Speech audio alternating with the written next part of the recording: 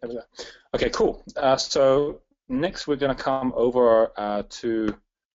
I'm just going to make that a question mark here as well. All right, cool. Okay, so next we're going to come over to. Here we are.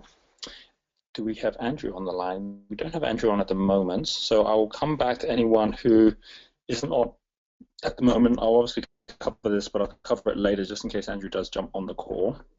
So we'll just add Andrew over this side over here, and then next we're going to come over to Claudia. I know it's such a small thing, but I've received my Cedarwood business cards. Yeah, quite a few have been working on branding, which is really great. I mean, you know, have it and feel it and know you're there in terms of your new website, new business card. It makes a huge difference as one thing that actually allows you to now get really clear on identity. So that's really cool. Also met some people that do laser printing, cutting, very reasonable, incorporate that in my design. So that's all good. I have some health issues, finally got my energy back and need to learn to prioritize. Yes, for many of us, it's about doing too many things, right? So how do we prioritize and get all that right? So you got similar in some way in terms of saying no. So I'm going to give you a chance to kind of share a bit the context on that. And so I'm just going to unmute you. And remember, I think I've got about a 5-minute delay from New Zealand. I don't know why that is, because but for whatever the reason is, that's what it is right now. So if I kind of unmute you, then you're free to just talk away. So Claudia, how are you? Hello, I'm fine, and you? Can you hear me? Hello. I can hear you, and assume I can hear you, or else I'll jump in and say I can hear you, and that way we won't have to wait for me to have the 5-minute delay. Then you have the 5-minute delay back listening to me say, yes, I can hear you. Okay.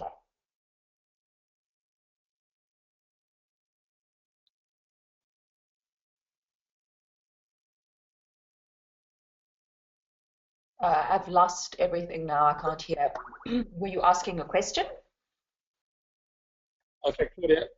No, Claudia, I wasn't actually saying anything at all because I was waiting for you to speak. So what I said earlier was I just gave a summary of everything that you shared, and then I said it would be great if you give a bit of a context on the question that you've asked there, and then that's when I unmuted you, and then that's when you said, can you hear me? So it's still the same thing that I shared before, which is anything else you want to add in terms of the question, because what you said is perhaps this is just a matter of saying no, but I'm struggling with time I feel obliged to spend with and on family that I really prefer and need to be spending on the business, especially during working hours, how best to approach it. So really it's the context of that question. You know, is it like your husband, or is it your others in your family, or who is it that's putting pressure on you, and is it like weekends or is it evenings? Kind of where's the dynamic? Yes, my husband has a brain tumor, so obviously it needs a lot of attention. But sometimes I feel like I really just want to be able to focus on my own things, and it's difficult to it's become difficult to say no, just give me some time to do my own thing for a while because um, of his medical issues. So that's a problem. And then a lot of family obligations. So it's really just trying to separate personal and private life. I think since I stopped working 9 to 5, everybody thinks that I have oodles of time available to sort of spread around. So that was it. But as shortly after I'd filled out this form, you posted your lovely video, which I watched, which was amazing.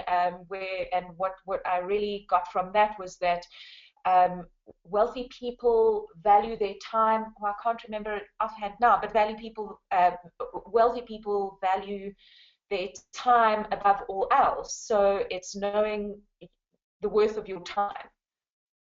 So that helped to set my mind clear. But yes, if you have any other practical suggestions.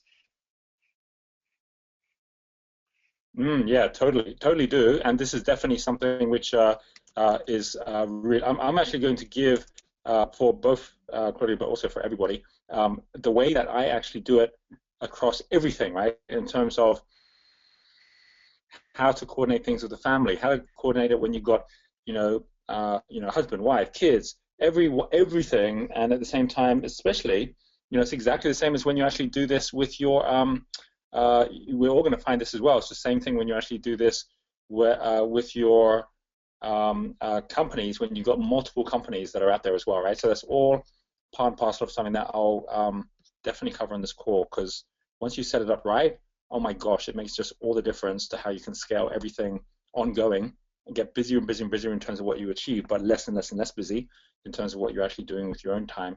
And I'm going to go into how you do that, right? So that's cool. Let me make a note on that here.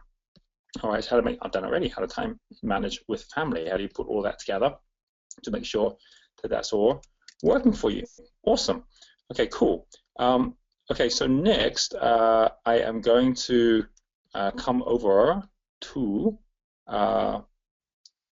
Deborah and Jeremy. So here we have got Deborah. One of her main areas of concern in the pre-flight checklist was around strong networks of people around us. Yes, we've been systematically working on building relationships in this area and brought together key people from some disparate areas. That's great. To this end, we've invited all of these people to attend Melbourne FFYB, with Jeremy, with most being able to attend. Well, that's very cool. So, guys, I'm looking forward to seeing you. It's going to be a huge event. I think it's the biggest one that we've ever run in Australia. And I'm actually flying from Auckland over tomorrow, obviously, because it's going to be this weekend. And we've also got a live session next Tuesday for all Crystal Circle members who happen to be in Melbourne. And obviously, a lot of them are the Melbourne Crystal Circle members, but we've actually got quite a few flying in from Perth and Brisbane and other places as well. So it's going to be really awesome. So really looking forward to seeing you guys there. That's great. You've said here, challenge one of the areas we've been investigating is the concept of dashboard, which you mentioned, which we have the contacts as developer are struggling to get clarity around just what it is it needs. Oh, okay. So here's the thing. I'm going to share templates. There's a bit of a theme here. We'll do templates as well. I will share with you guys the template that I'll show you our flight deck, so you can actually see our flight deck, what it looks like. So that's one thing I'll put in here. So we've got that, okay? And it's something we do every single week. We can see exactly what it is that we are doing, who's doing what, and it keeps everyone accountable. So what do we do? How do we do it? It's actually really simple. I'll show it to you so you can see it. Okay, cool. You've got some questions around team and parameters, branding. Going to unmute you, and again, just because of this weird thing we have, I think the reason we've got the timing issue actually is because I'm actually coming through from one of these Wi-Fi dongle things, which actually goes through 3G, and then there's obviously a processing delay with the telecom companies. That's probably why I'm delayed by five seconds or so. So when I unmute you, go ahead and basically just share. I'll ask you specifically what I'd love to hear actually. When you say which team member to add next, what I'm going to ask you on this, because you've actually got this already, right? You've said, an outsourced PA for the business, an outsourced PA to manage our personal admin or skilled staff, then generally delegate more of the accounting compliance work. Each of these can significantly increase Jeremy's time. So my question on that is, if you were to pick one that would increase the time the most, right? Which one would it be, right? That's really the question here. By freeing up Jeremy's time, which one would it be? Okay, second one is, how do we work out the parameters of each business? We have some ideas that overlap. Do we start a new business or a new product? So that one already, I will give you the criteria for setting up new businesses, right? Which will, I think, really help you. But you might want to just share exactly which are the different bits you're struggling with or questioning the most around that as well, right? And then the third one, I think I've already got enough on that I can answer that. So it's really those first two, like Jeremy's time, and also, which particular businesses or areas are you kind of wondering, should these be different businesses or not? So with that being said, here we go. I am unmuting your line there, Deborah, and you're on. Okay. For the sake of brevity, hello everyone. Jeremy's going to answer the first question, and I'll take it from there. Thanks, Roger. Thanks, Deb. I think the one that immediately comes to mind is the outsourced PA for me and the other business partner in the office. That would make the biggest difference on a day-to-day basis. PA for our personal stuff, what that would mean is it would actually get done. It's not the biggest time saver, but it's not actually getting done as it should be. But I think the first one would certainly make the biggest difference. As long as you don't swap it and do the personal. Yeah. So my little comment to him was, as long as he doesn't then just swap over and do the personal stuff with his freed up time. So the additional items in there, I can't see this one. Which of the businesses? We have some business ideas that we're developing as part of our core business strategy for the existing accounting practice already. There are some things that fall under that kind of scope, but we would be looking at bringing on some partners, and some of those partners are the ones that Jeremy will be taking to Fast Forward Your Business in Melbourne. Unfortunately, I won't be there.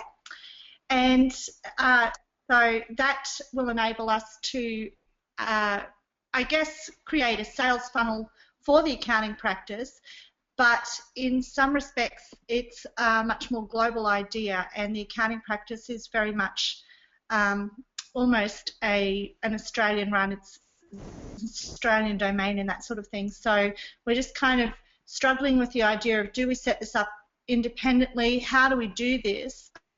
The idea that we've had would be something that we could leverage and build a global, a much more global product than what we currently offer as an accounting service in Australia. So I guess that's where we're at with that.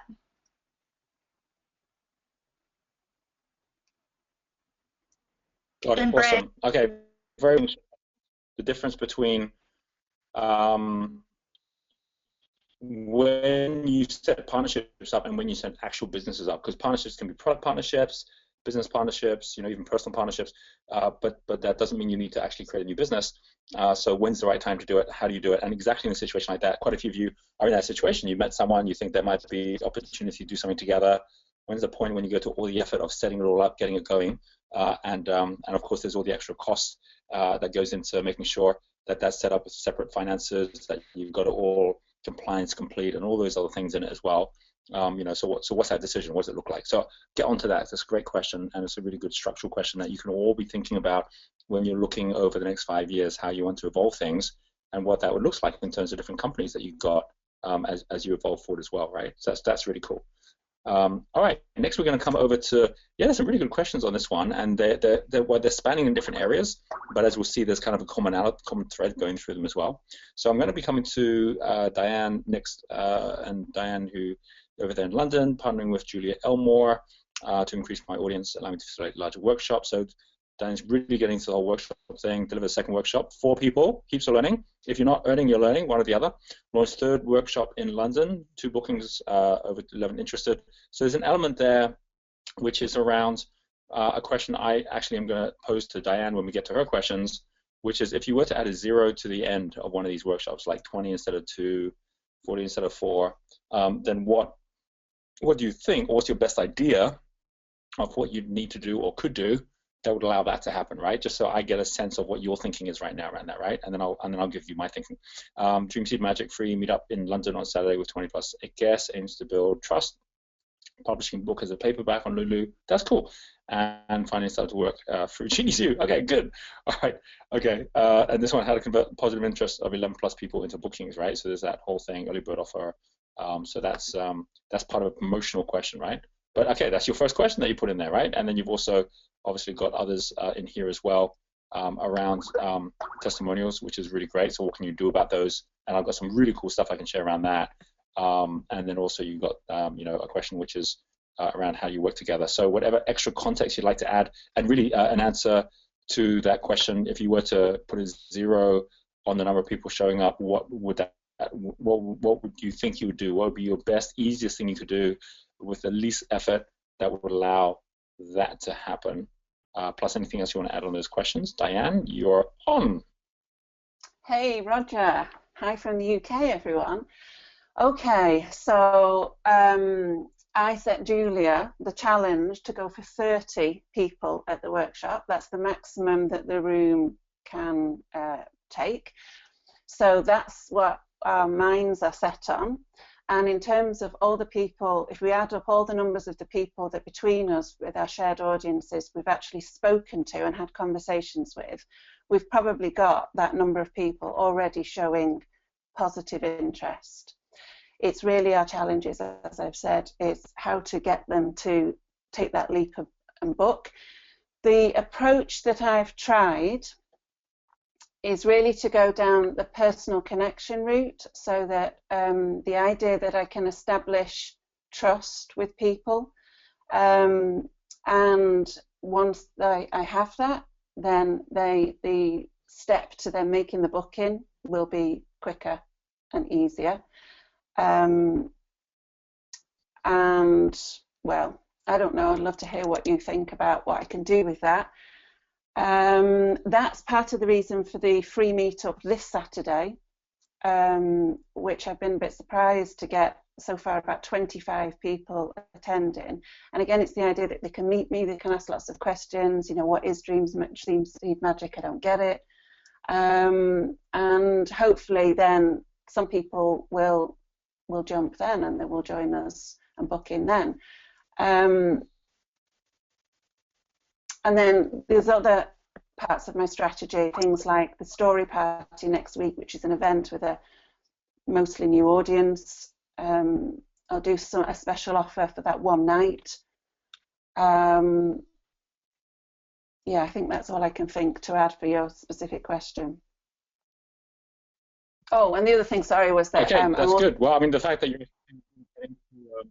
Okay, sorry, you stopped and I muted in the middle. So sorry to say it again, but that's okay. If anything else you want to add, you can pop it in there as well. But one thing I will say, just from everything you shared, is, well, great that you're actually, you know, setting a target, which is the number one thing, obviously. Or it's not that obvious because a lot of people don't, but you did, to say, right, we want to go for 30, and then straight away it's like, well, what would that look like? And you work backwards from that in terms of how many people you're speaking to and so on. So I think that's great that you're doing that, and the fact that numbers are going up that way is good, right? So that's cool. I actually put something down here, which is like, you know, 3-step conversion, which, because this kind of comes back also to what Adana's talking about, like, you know, when you lose someone along the way, what's the way to maximize so you don't, you know, what are the steps that allow you to see the percentages and what does that look like? And I think what I'll do is, just on that, I'll kind of go a little bit more into what we really mean by the 7-step promo golden thread, right? Well, what does that actually mean? Because I know I've shared a little bit of it, but when you really get it, it's like, no wonder I'm not getting that result, right? You actually see that result come through as well, right? So testimonial leverage I'm going to get to as well. And the final thing that you actually put on there was the one around, this one keeps popping up. Let's get that one down for the moment. And then, here we go, okay. And then the final one was the one that you actually shared around partnership, right? So the partnership's the theme on this call as well. So the thing around Julia, introvert, creator, blaze profile, you know, what are our combined profile powers to take advantage of, and our potential pitfalls to be mindful of. Well, obviously the biggest pitfalls is that you're both basically all in the dynamo blaze area. So it is how you actually balance your team up. That's the biggest number one thing. How do you balance your team up with someone who's going to be more on the steel tempo side, an accumulator type who can come and join you? Which is definitely someone that you can find. In fact, there's even some people on this call who are that kind of profile. But that's going to make all the difference to your ability to actually make sure everything gets bedded down, right? That's the biggest thing on that. And then the two of you can be focused at different areas in terms of the projects you're doing at the moment, getting people in the room, and then making sure that someone's like walking them through the conversion, right? And I'll give you some examples of what we're doing right now to really make that difference. In fact, what I'm going to do here is just add in here examples, right? FFYB examples of what we're doing, how we're doing it. Okay, cool.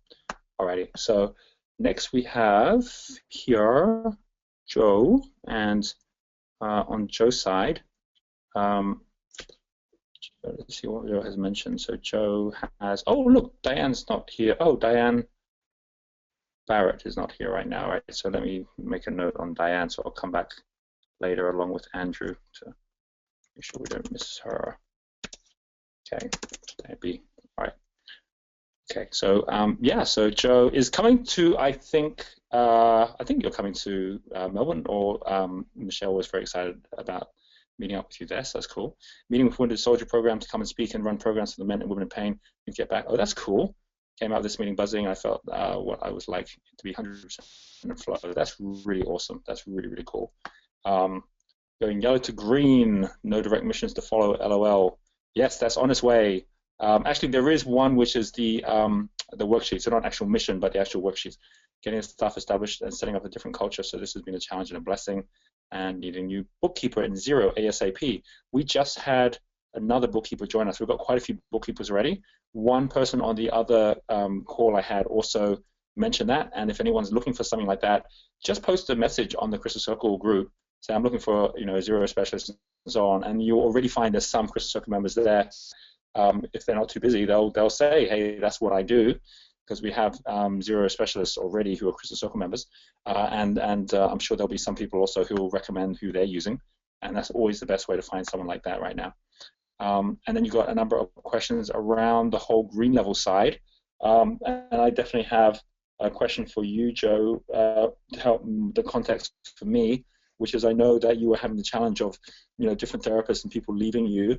And that question, okay, how quickly do I move onto the online side and onto the programs that you already had set up to launch, right? So when we met in Bali, when we went through those different things that you had going, it was clear if you just went ahead and launched those couple of programs that you were planning that were online-based and mental-based, then straight away, that would solve so much of the issues. So really it's like, how's it coming along with those and the kind of like adjustment from all the therapy-based or expert-based stuff to more of a magnified strategy around the things that you're delivering. Yeah, if you could share a bit about that with the questions, I'll make some notes as we go. So Joe, you're on. Hi Roger. Hey, so there's been a lot going on, and trying to stay really focused has probably been one of my big things.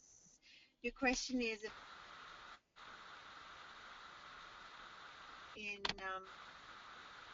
she's taking on some of that side of ours because of where we want to go in the direction of that. So that's nearly ready to launch. We're also putting into play the membership that we spoke about, having membership with all of our clients, so doing stuff where we can add value to that as well. We've got the whole team actually involved.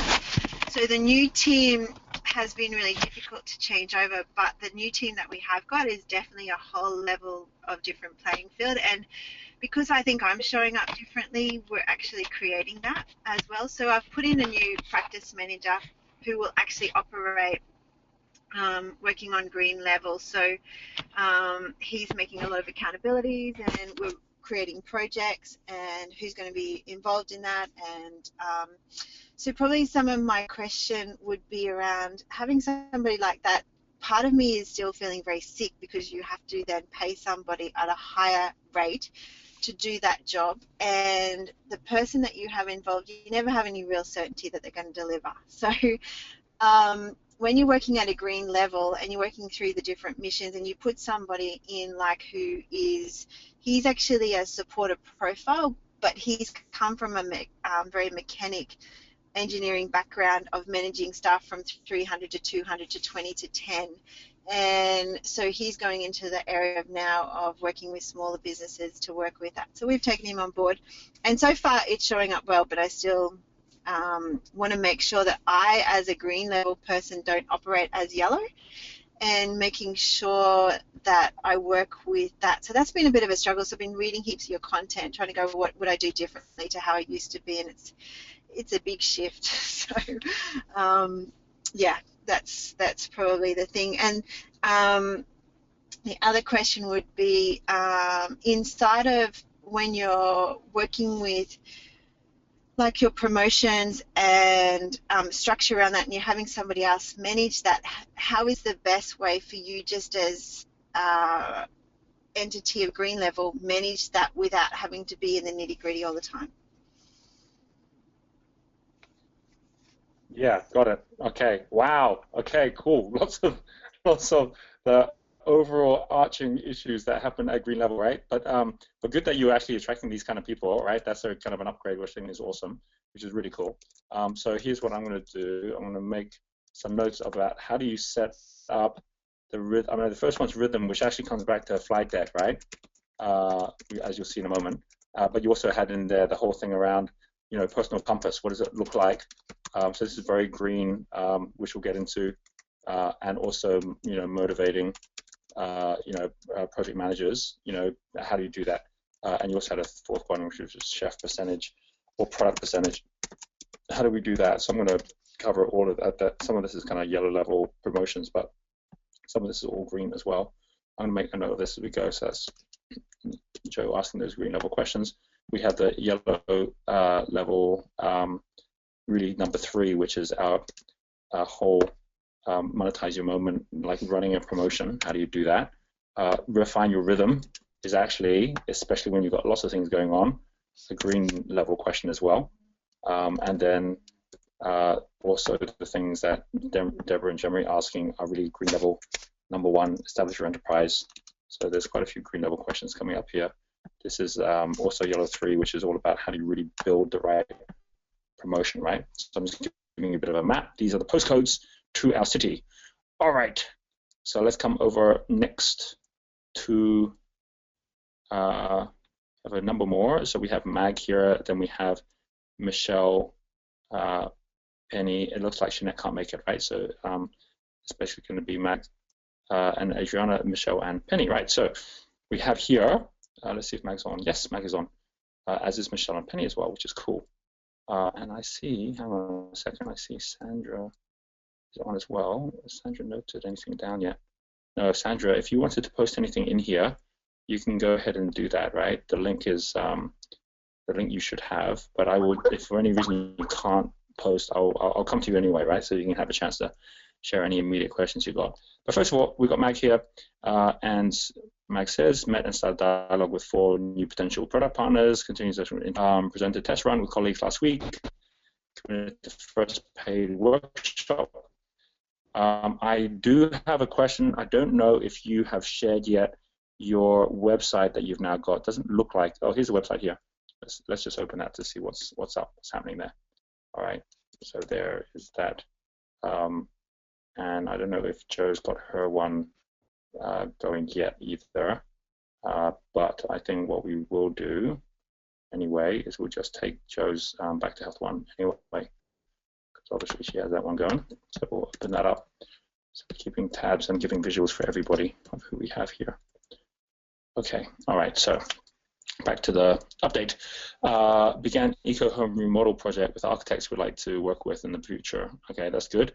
Booked flights to Singapore for iLab in December. Awesome. Hey, yes, on this call, I'm also going to give you all the latest information on the Chris Circle conference, because we have that now available, all right? So for those of you who are looking to book and want to either get into Vision Villas or one of the best rooms around, sooner you book it better, I'll show you what to do and how to do it, right? So it's all about partners, right? Which is great, but it looks like a number of you are starting to work together, which is awesome, right? So finding the right partners to develop using social media, websites. So thanks, Said and Diane. Learning to appreciate our life more after losing a close family member in May. Sorry to hear that. And picking up momentum again and creating income from Good Life Sleep workshops scheduled for the next 3 months. So that's the same kind of thing that Diane's asking as well. How once you actually get the funnel going, do you make sure you don't have leaky plumbing, where the more you pour in, it doesn't come out the other side, right? That's basically what happens when you've got no sales. It's leaky plumbing, which basically means people are kind of falling off the bandwagon as you're going. So you've got some questions there which are around the focus on testing and earning and learning. You've got the whole thing about right place, right time you're talking about there. Plus you're even talking about, like, should we be getting global? So yeah, I'd love to hear. We heard earlier from Diane, or Adana, her experience of actually getting out to people and then having them kind of like, kind of lose momentum halfway through. I'd love to hear, what are you offering or asking people for? Because I've got your website here, so you've got something here, which is great. But what are you asking people to do with you? And what is what's your response that you're getting from people as well, right? And then from there, anything extra you want to add as I note down these questions here. So Mag, we are unmuting you, and you're on. Good morning, Roger. Good morning, everyone. Well, I suppose getting people to commit and pay is our next focus. We've had great feedback from people. Lots of people who are interested, getting them to pay and come along is what we really need. So how do we get to that next step? I suppose is my biggest question.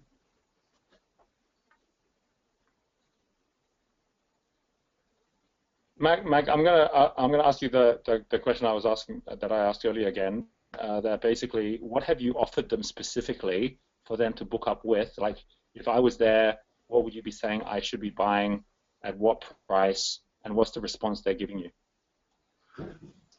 Yes. Well, we've asked around, and at the moment we're offering a workshop, 4-hour workshop for £47, and that's really to get them in to see what we're offering in terms of education, some products that we will hopefully have online by then,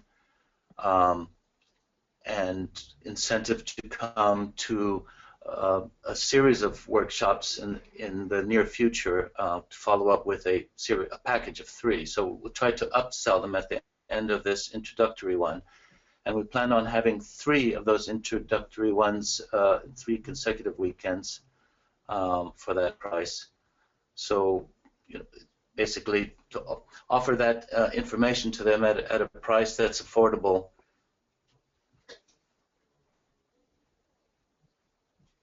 What's the response? What are they saying? Are they saying, I definitely don't want that? Are they saying, yes, sign me up? I mean, obviously you're not saying, yes, sign me up. So what are they actually saying to you when you've offered them this?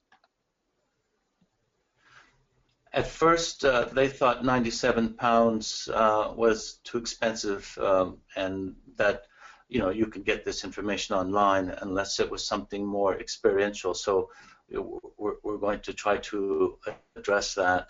But no, people are saying they're interested, but we only just announced it a few days ago, and so I need to hear back and test that, because I'm not getting any response at the very moment.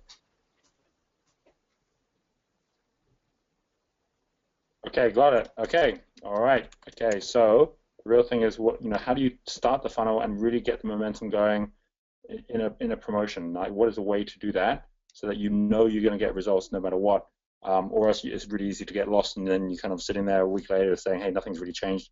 So what do you do? So every single day you're going, haha, I learned something new, or I've got, you know, a new piece of information I didn't have before, which allows me to get closer and closer to the people who actually want to buy from me, right? So where are those people, and who are they buying from, and why are they buying from other people instead of me? Because if you're going to people who don't actually spend any money at all on basically trying to improve their sleep, then already you're in a losing battle, because it's not like they already have the problem, they're spending money on it. So that's where, again, the promotion is so important, to fill out the sheets. And I will highly recommend for each of you, which includes Adana, which includes Diane, which includes Mag, to actually complete the promotion form, because then it will force you to have to think through, well, what are those things that I'm not even asking myself the question on, and what is the answer to that? Because there's always answers to it as well, right? And I'll give you an example of it on this call, so you can actually just see why that's so important to actually ask those questions as we go as well, right? So, and you actually asked that already. It's like, what's the context or exposure? And then you've also said, well, we're trying to do the proven concept. Is it too soon? I'll answer the third already. Absolutely too soon to do anything in Singapore, US, because you won't even know what you're testing right now. So don't go and try and leverage something that isn't yet working, or else you're just going to end up leveraging and losing more time and more money, right? So it's not about that. It's about getting one thing right, and knowing it's going to work for you first before moving on to the other things, right? So context, exposures, all part parcel of that too. Okay, so let's pull that together here. Context, exposure. Okay, all right. All right, so for our final few, we're going to add in here. We have Michelle, who's about to share in a second. She says, in May, I refinanced my first London investment property. Yay! I got all my money out, cleared a fairly hefty bridge loan, hence increased my monthly cash flow for my property business. Other highlights include regular Skype, Crystal Circle members, building relationships, swapping learnings. I'm potentially meeting John Crow next week. That'd be great. CC member who's in property. 4-day breakaway with my 2 property coaches plus 20 other investors in Spain. That's pretty cool too. Okay, awesome, very cool. All right, so This one here, trying to make progress on context, is by Roger. Finding the right role models I want to be working with and aiming to create clear criteria on how this would work to enable the right decisions. Yes, and on that one, I'm going to give you examples of how quickly things move the moment you can create context, right? And I'll give an example of someone who's in property who I just met here in New Zealand, who just gave an update where he's actually just about to jump right into the whole Europe market, which is really awesome, like just the whole way that's grown. So that will be a really good example. But in any event, even though that's a separate question, I'm going to put it in here anyway. So here we go. Big finance, and I'm going to put in the whole thing around context, very similar to what Mag's asking. And I'll put in here Karen, so I remember who I'm going to talk about. All right, and then the questions. All right, so this one here, I've been caught about a possible PM role back in banking. So there's a question around that. You have income streams. So I'm going to get you to share a little bit more around this, and then I'll kind of like sum it up as well, right? So Michelle, I'm going to bring you on board now, and also I'd love to hear from you, Michelle, if there is any particular progress on the context side that you did make, like where you actually said, this is someone who is doing something I'm really quite interested in, or this is something I definitely know I'm not interested in, you know, whatever that happens to be, right? But so Michelle, over to you.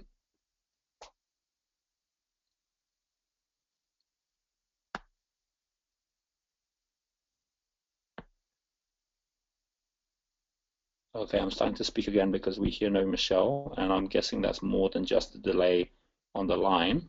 So Michelle, if you come back on this and you're listening to the recording later and saying, why didn't Roger speak to me? It was because at this very moment, you may be out getting a cup of tea, or it may be that you actually have a connection problem, so we can't hear you. Oh my gosh, you just started speaking, so I'm guessing you just came back. Hang on a second. I don't know how much of what you heard from me earlier you heard, but I'm going to give it another go, Michelle, and see again if you can hear me. And you're actually muted on your side, so maybe if you unmute on your side, we'll be able to hear you. Good evening, Roger. Can you hear me? Yes, I can hear Michelle, but unfortunately we have a 5-second, which becomes a 10-second delay. So that's why you can go ahead and just share. But I don't know if did you hear everything I shared earlier, and if so, do you want to go ahead and share the context on that question? Yes, I did hear you. I heard everything. I have been looking at the context work as you advised on the last call, and I'm finding it quite difficult because property is quite a competitive industry in the UK. I'm finding it quite difficult to target people that I can trust. So I've been looking at what is working well and what's not working well, and trying to target people that I could contact.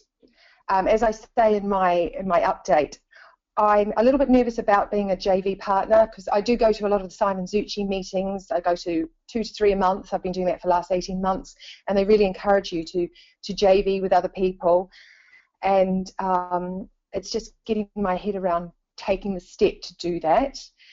And also, one of my questions is, if I do go back to working, it will only be for 3 to 6 months, and it's all about the common theme that's come up earlier in the call about managing time and making sure you don't lose momentum, and that's really my big thing.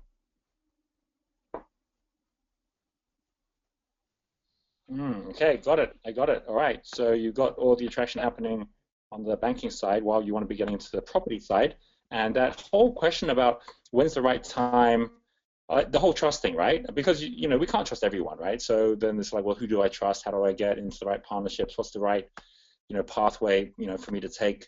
And do I create a niche based on what partners I can get, or do I actually just create a niche based on what I'm really passionate about and want to be making the biggest impact in? And then I go and say, well, who are the trustworthy partners within that space, which obviously is the way to do it. But it really starts not with, how do I create an identity based on the partnerships? It's the other way around. And on the identity sheet, you'll see that it's like attracting partners is like question 6 or 7.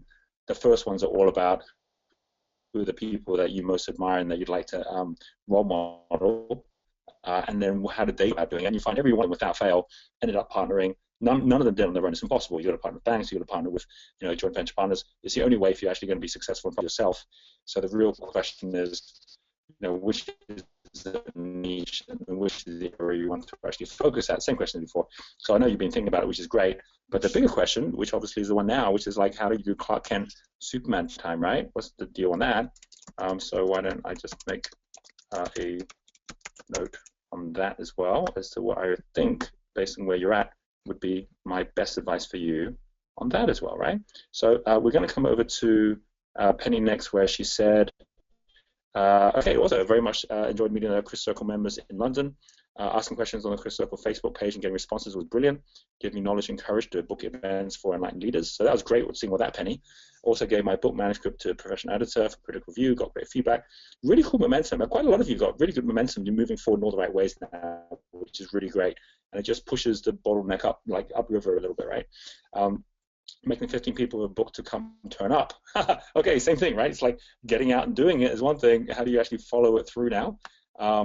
And then you've actually got a question which is a little bit around that same thing around, basically what kind of promotion to begin with. So Penny, I would actually have the same question for you, even though you might be at more of a beginning stage than Mag, because Mag's gone out and done the event and so on already. But I would have the same question, which is, what at the moment is your best idea on what you're actually going to be offering people, so that they're really, so you actually know what it is they're going to be saying yes or no to at this point. I'd love, if you've developed that, I'd love to hear what that is right now. So I'm going to be unmuting you. Given that we have these 5-second delay, I'll just let you speak until you've completed whatever it is you'd like to share around your currently thinking about the promotion. Hello, Penny. Hi, Roger. Hi, everyone. Lovely to be speaking with you again.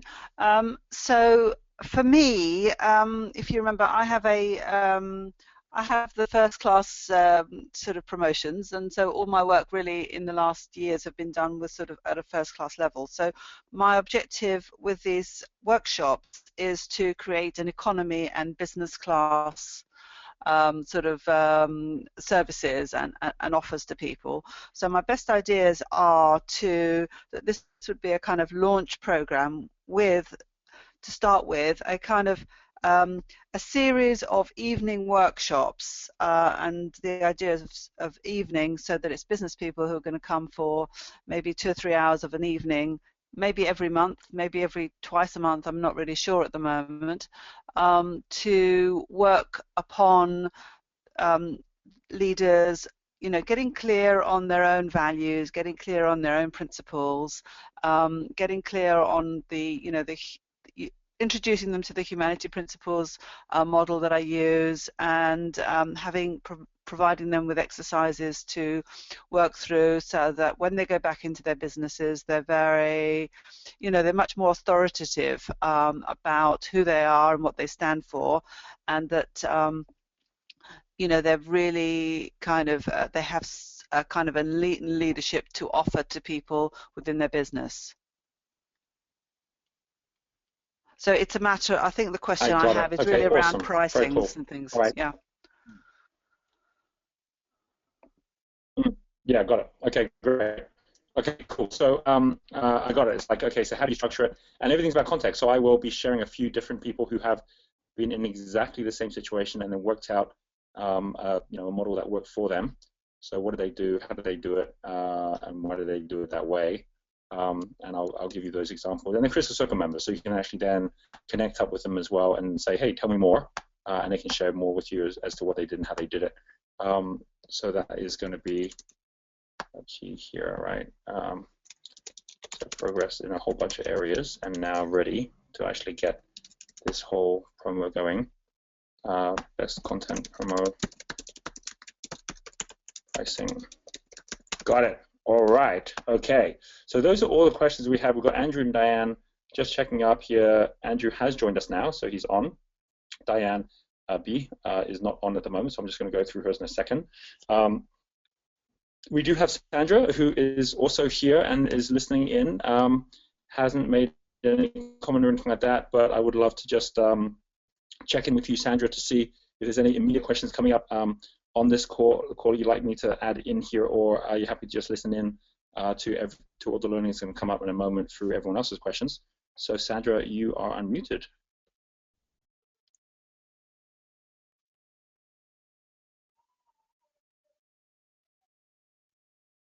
And it looks like Sandra is on but not on because we cannot hear her right now. So I'm going to just post her site up here so you can all see Sandra's site, and then I'm going to come over to Andrew and capture that question here as well, all right? So let's do this. Here is Sandra. Let's swap this around. There's Sandra, and here is Andrew. And let's get right into Andrew's update. In fact, one of the people I'm going to mention in a moment is Radka, who's actually working with Andrew at the moment as well. So let's come over to Andrew's question back up the top somewhere. Here it is. Humanity and Business meeting last week included 10 C-level execs who are all very interested in transforming business leadership to be more conscious, mindful, and authentic.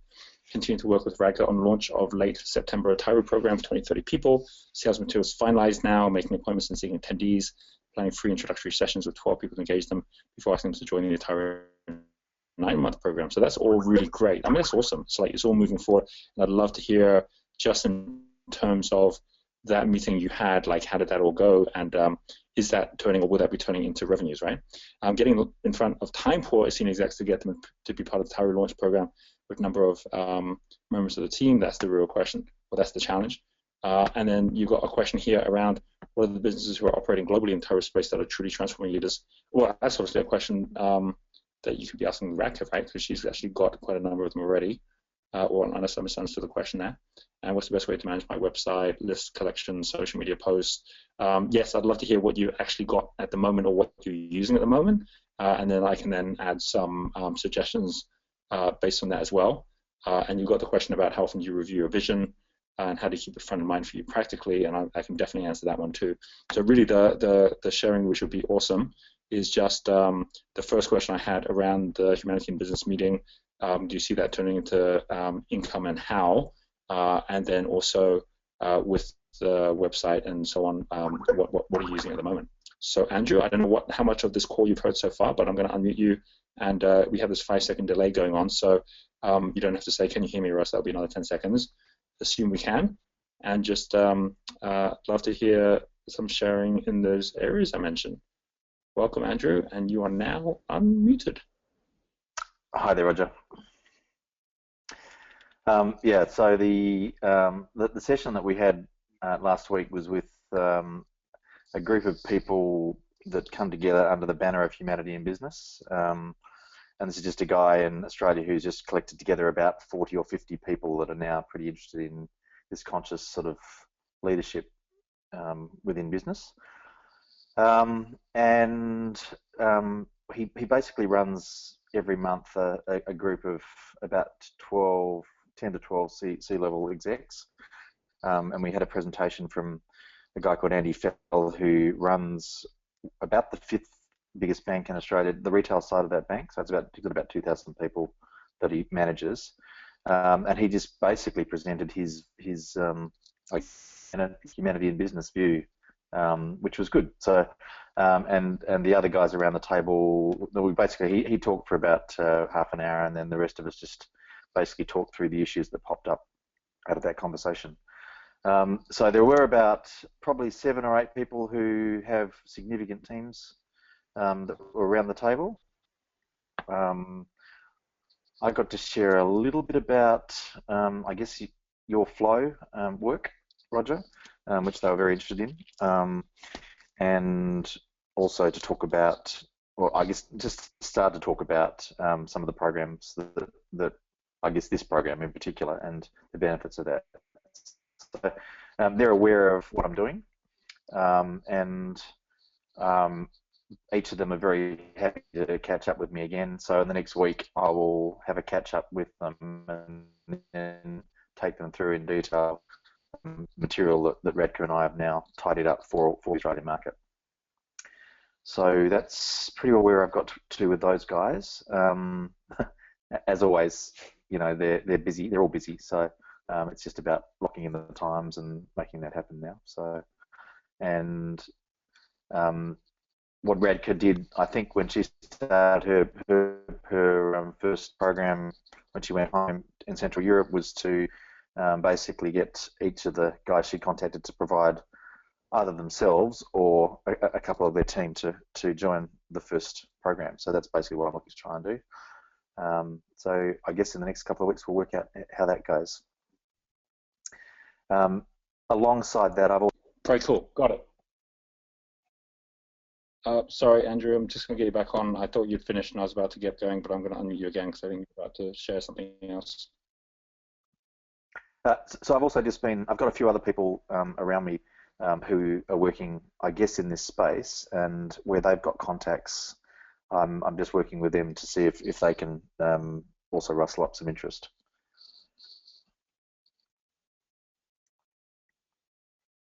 Got it. Okay, cool. All right, so I got the first question, I reread it, and basically talking about other people, not Tyro customers, but potential competitors or collaborators that are in the same space, like who are they, right? So I can share, so good question, right? I'll share a bit about that.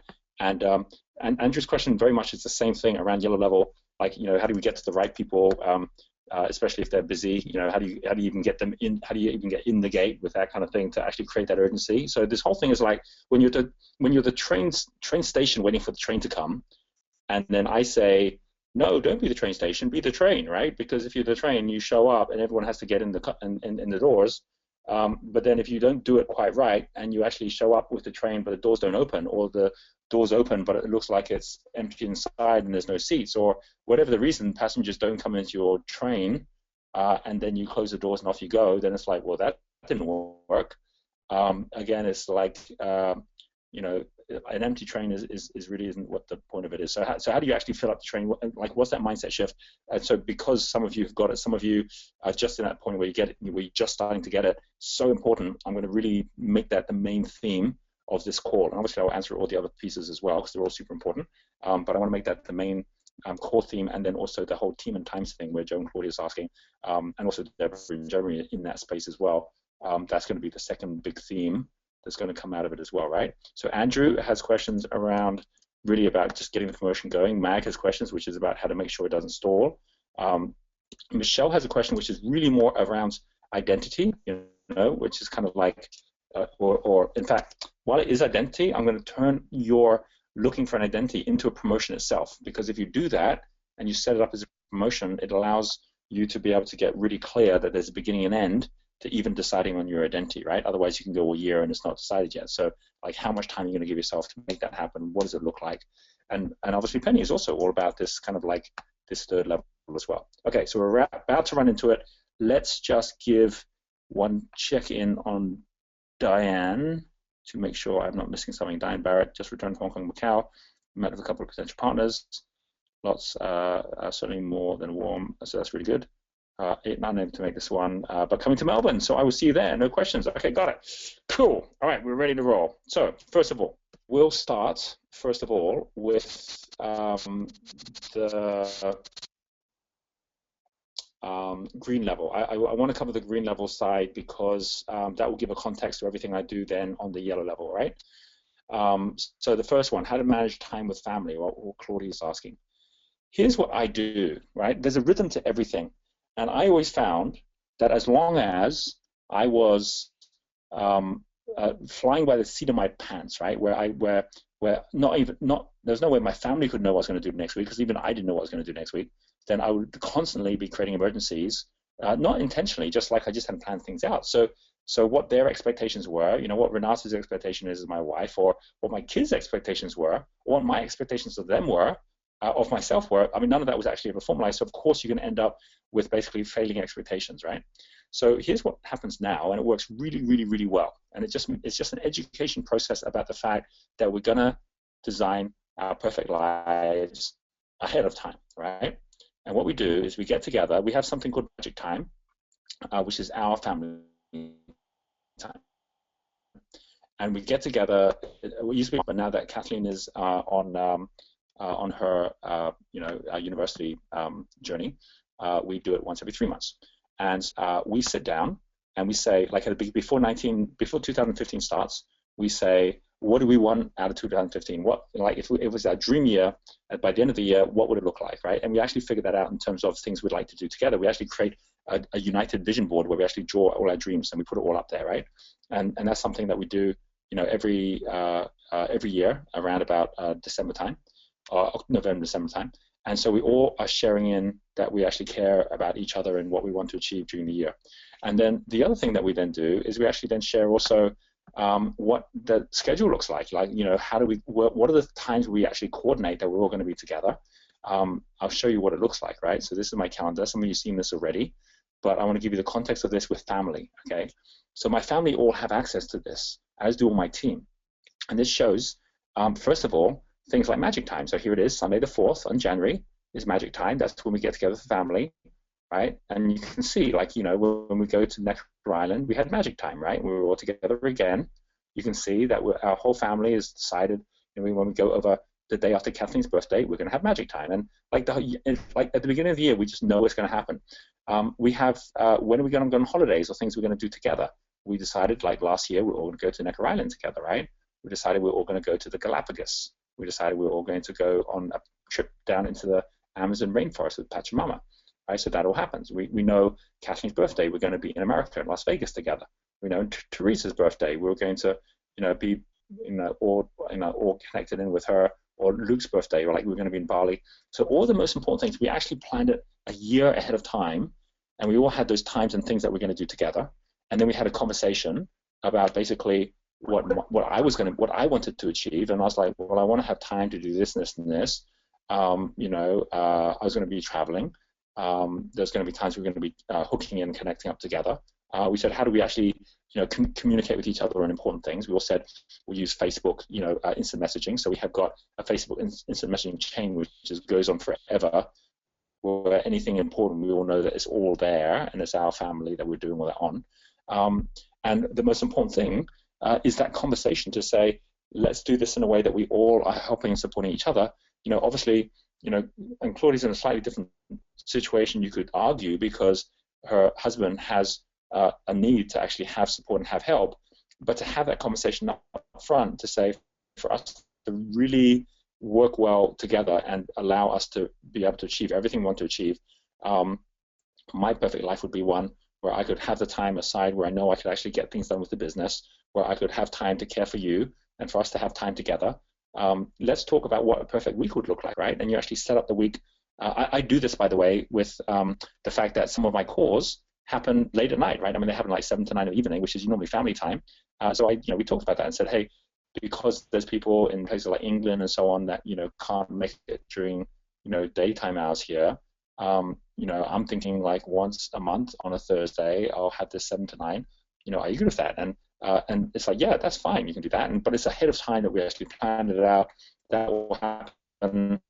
I have certain days when I'm going to be, at the resort, certain days when we're going to have family time. All of that gets set up ahead of time. And I also asked Renata and asked the kids, what would be perfect for you? Luke and Teresa, both of them this year, said, Dad, what would be really cool is if you can help tutor me because I've got exams coming up, or if you can help do my project with me because it's a really important project. I'm like, awesome, okay. So for example, when we had at the beginning, like in December, Luke was saying he had this big project where he was going to work all the way through the end of January into the beginning of February. And he said, Dad, I need your help during that time. And I checked it out, and because I'd already set a plan to go out to Abundance and everything, I said, whoa, okay, well, here's the deal. I'm going to be out there. We can work on things before I go out. We'll set it up so that we actually have it as a project. When I go out there, I'll do a deal with you where on certain days, I will actually not go out, do anything in the evenings. I'll be at home, and I'll get onto Skype, and I'll get on to Google Docs, and I'll work with you online live on this thing. Provided you're willing to do this and this and this for me as well. And he's like, yeah, totally, I'll do that. And we were like, it was the coolest father-son project. That was the Fibonacci blocks that we're working on together. And I was in Los Angeles and he was in Bali. But the point was, there was no emergency on anything, and there never has been for years now, because we all agree ahead of time how we want to work with each other. And if there's going to be a block, like your husband says, I want you at home 24/7, and you're going, but I can't do that. Better to have a conversation now about the future than to actually have it now about now, right? So always remember, And this is the same, I mean, we're talking about family here, but this is the same really for every team. All my teams work exactly the same way. They know there's only certain days that I'm going to be available to do things. They know my time's limited. They know when we're going to have our quarterly sessions. So for example, we have a team meet every quarter, 2 days, where if you're going to have anything to do with new strategies, anything to do with what you want to do for the next quarter, everything to do with how you did this quarter, we're not going to talk about that week by week. We're in the action of doing what we said we're going to do, right? So you can feel totally at home.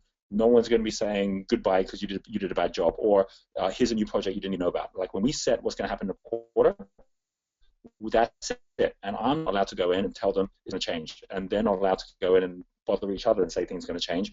We set everyone up for success where they've got enough time to grow something, right? You need a season to grow something. So 3 months, you've got to give them 3 months to grow something, versus like pulling up the crops after giving them only 2 weeks to grow and think somehow it's the crop's fault that it didn't grow, right?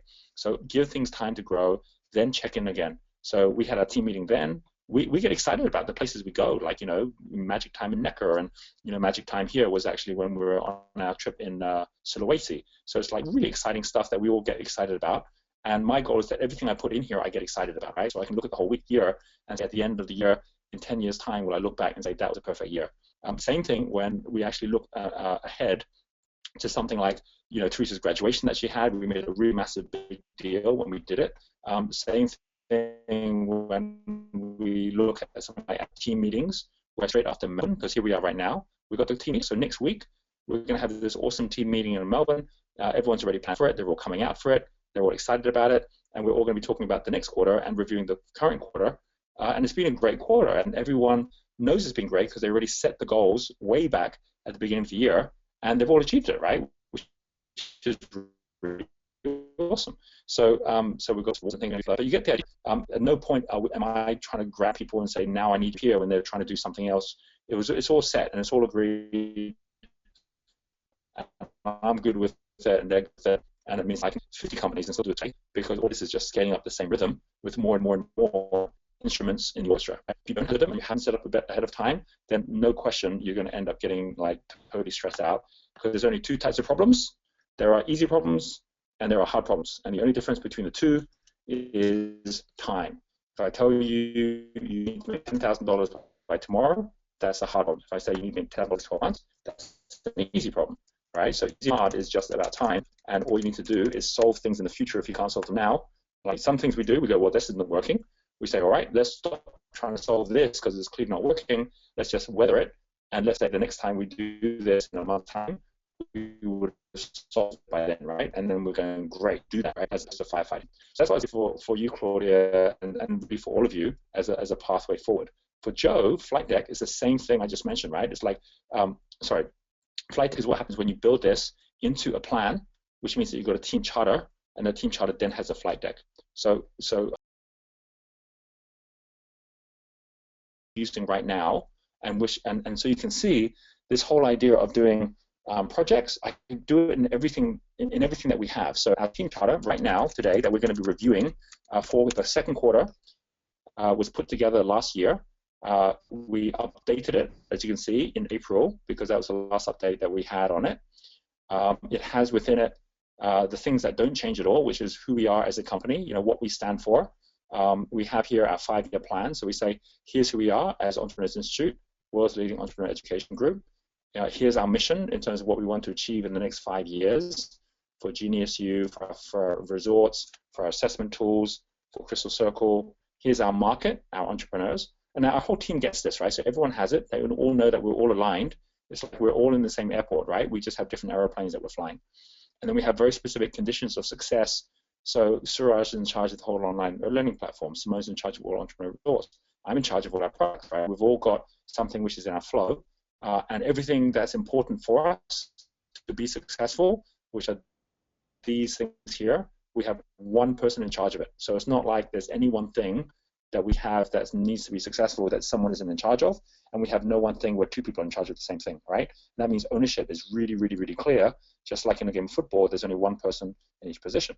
And then from there, we then basically go through what are our 5-year goals, what do they all look like, and then we have our product range, right? So this is all us just being really clear. And you can see here our calendar, which is reflected in my calendar. It shows everyone there's only ever one important thing to do in any particular week. That's it. and that makes it really easy for us all to know what the priority is at any one time across everything that we do. Okay, so right now, for example, we are, at the beginning of June. Auckland Fast Forward is this week. Melbourne Fast Forward is coming up this weekend, right? And so it goes on like that, right? Now, each project here is $1 million project, right? And each person, there's only one person in charge of a project.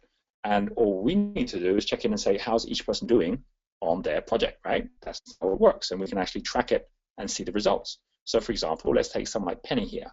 So Penny has a project, which is Fast Forward Events. And in this, she has a goal, which is that she's going to upgrade the experience, the materials, the design. She's got a $1.2 million target for Australia, New Zealand, Japan, which is the tour we're on right now. And we're on track to exceed that, actually, at the moment. And if we go down to number 4, we have a project plan, right? So you know the template for the project plan. I'll open it up in a second, so you got it. This is Sandra's, which is all of our system linked to our telesale. So even putting Salesforce in place is a profit for us, right, by us doing it as opposed to a cost. So every one of these is a profitable project. So we can go down to events. Here's Penny's one. If I look at this alongside and I know some of you this is a repeat, so I went through some of this before, but again, to know and not to do is not yet to know. So if you're not following a similar format as this, where you're really thinking it through, then it means that you'll be getting lost. What I haven't figured out what is because you haven't kind of written down saying what's my best this is what it is. And I'm happy to give any of you if you actually complete one of these and set from feedback on it, all right? So on this one, if we go to my moment, this is the label 11, right? So this is the one which looks like this, which goes through setting up your promotion, right? So I'm just putting a little bit into the promotions now, but I'll go into that now. But I'm showing you the link in the top as your month, which is actually creating your promotion plan. So here we have like the leader is me. We've got monthly milestones, which are these kind of things. Here's what you're doing to put together the website, all the designs, how many registrations she's getting, where they're from, and she's tracking this to actually say there's assumptions for each one of these, right? And they'll actually show up first of all on a project map and on Basecamp, right? So I don't have to worry about this at all because I know it's going to be shown up every single.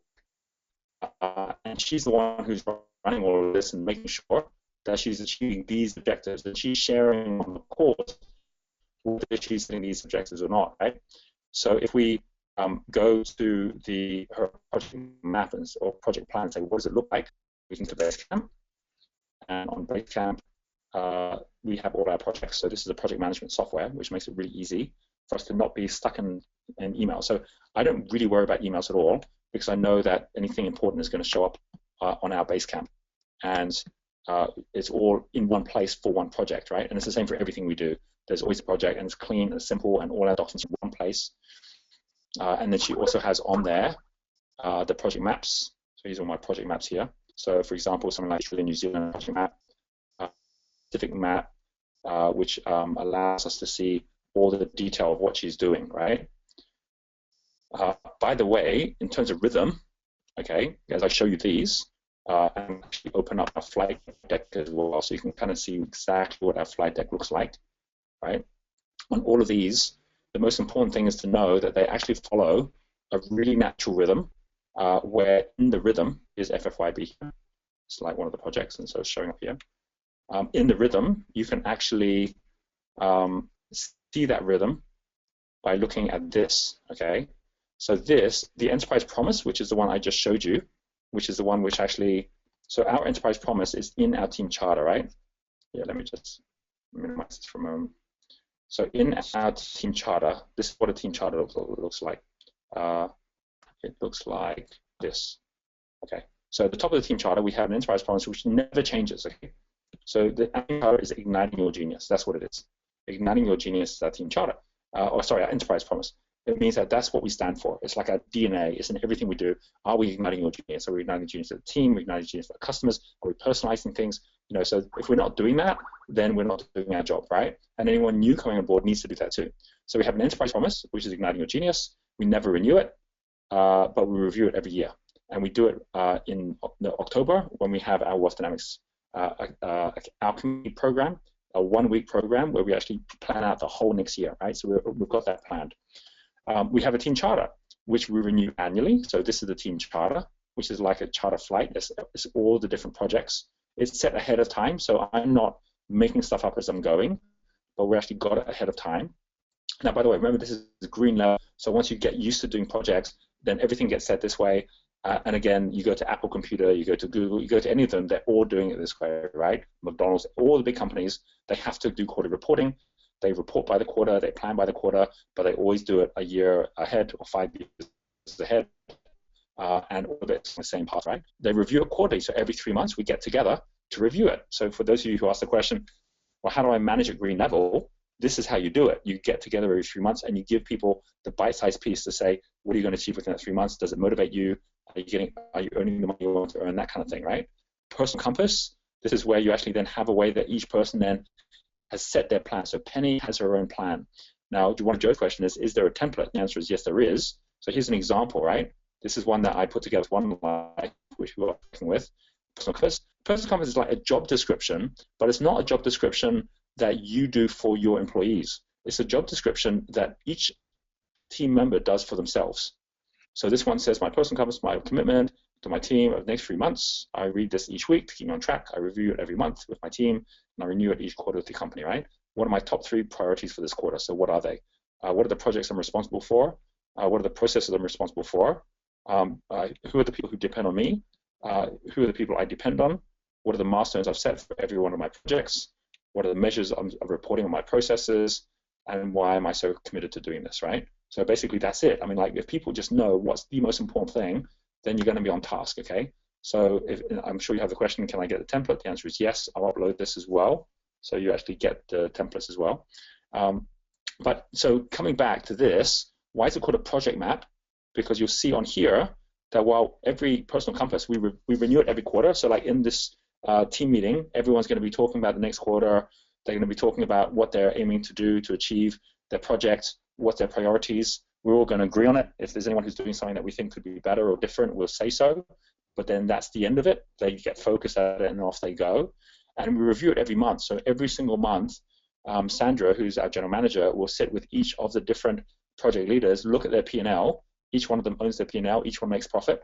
And we'll say, how do you think you did? Are you on track? Are you not on track? What do you need from us? And then they're able to then tell us, right? That then leads into every project plan where they've actually got a monthly renewal to say, if we're off track, we've got to redo the numbers to make sure for the quarter we're still on track.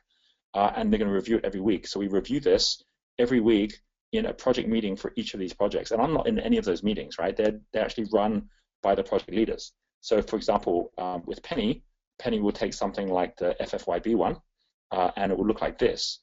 First of all, her project, it looks like this, the information. There's the numbers in here. These are all being posted today, right? Meeting room for Michelle on Monday. They're all chatting with each other in here.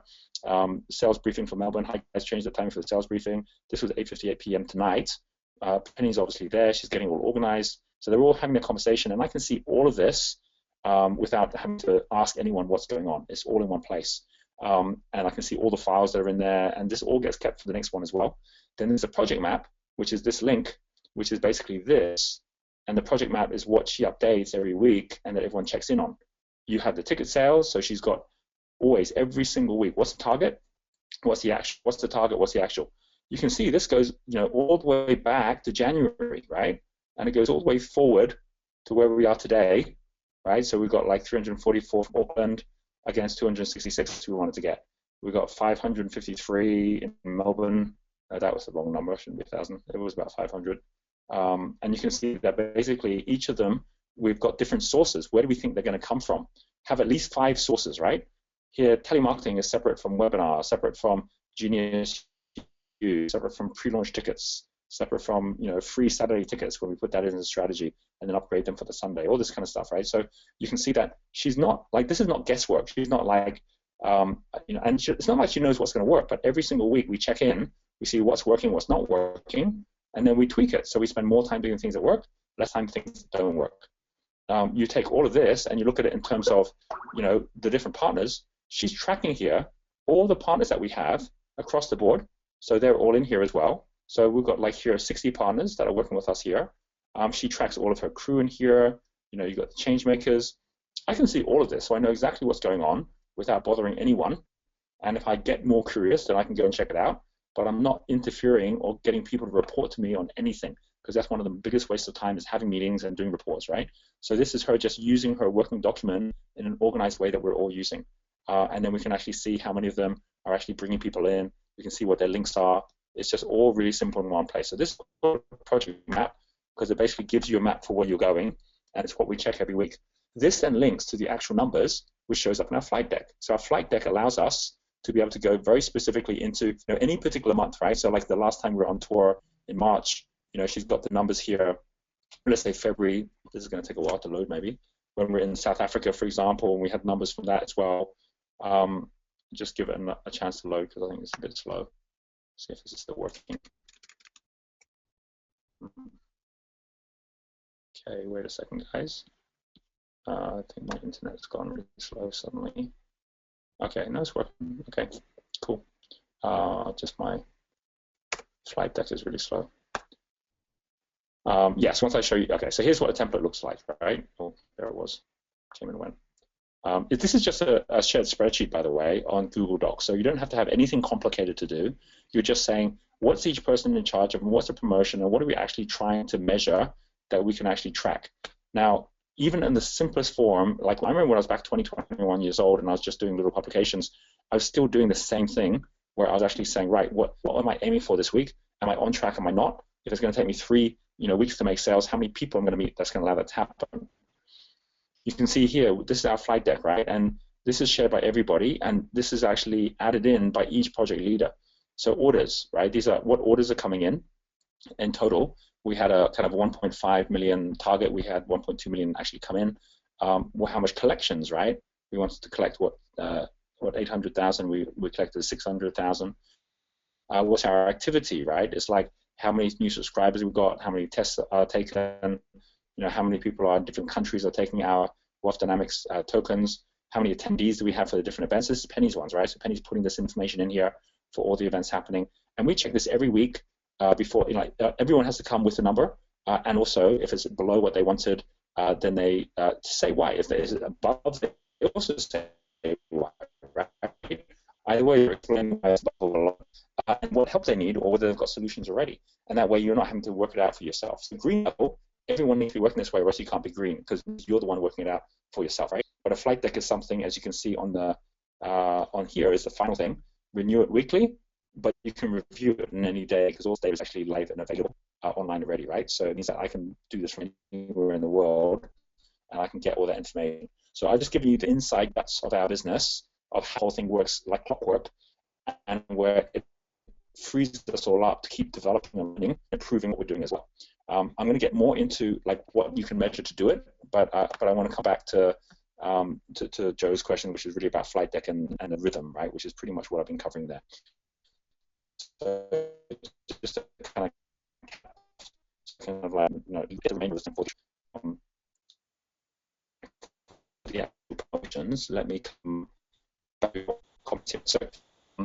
so the thing that Joe's asked around project manager, right? So we have a whole series of project managers, and we want them to set up their plan of what they think they can do with us. So when Donna joined us, we said, okay, Donna, you're going to be running all of our flows on side. What kind of a plan do you want to get? How much revenue you can make?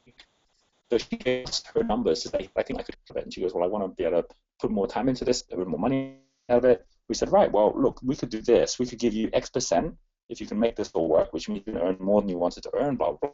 If you're confident about your numbers, then this should be something that motivates you. She goes, that does motivate me. That's great. She's like, but there are some things I might need some help with in terms of flights, or in terms of, you helping me this and that. So we came to an agreement, put an agreement together, but the whole thing was based on what did she want to achieve for herself, and what did she think she could achieve for us. Not us telling her what we wanted her to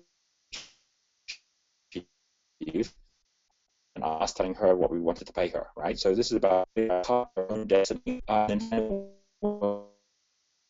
to make that work, right? If it doesn't work,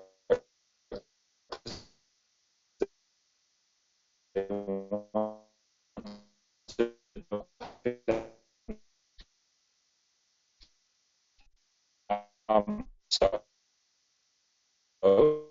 this is or one thing.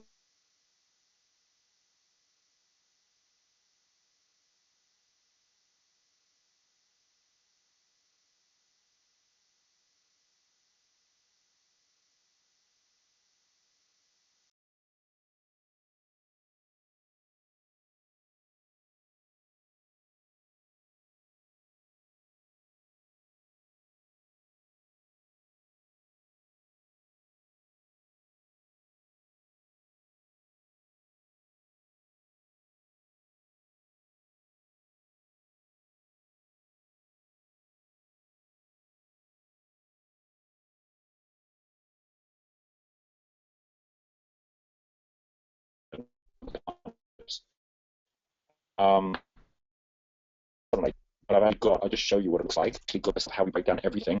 So I mean, you can see that only by measuring something can you apply it, right?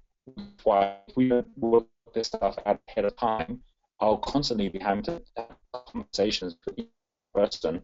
What's how to work? But ahead of time, I don't think about any of it. I can just say, here's what we do. If someone says, I want to do this, then I'll say, well, sorry, we can't work with them because here's how we do it. Right? All companies work that way, right? We're operating on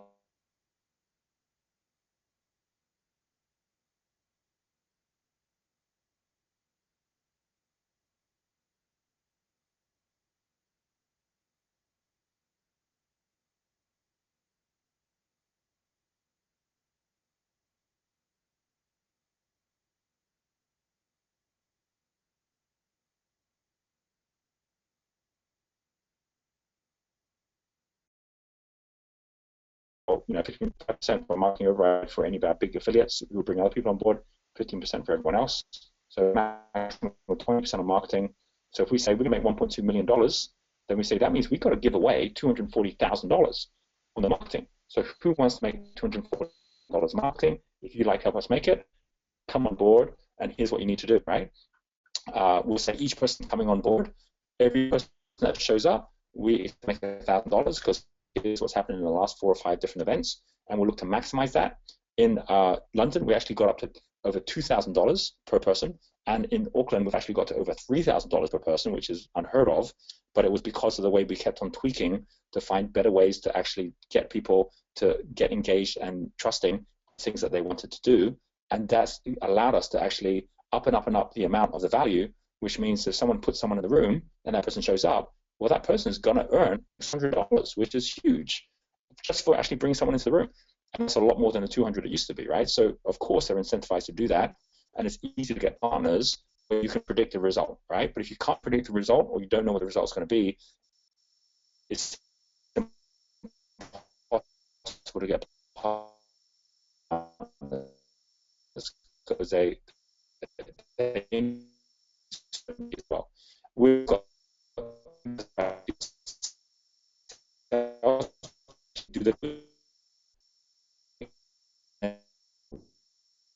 that salesperson do closes. They know what they need to do in order for them to hit the number that they want to hit. And we are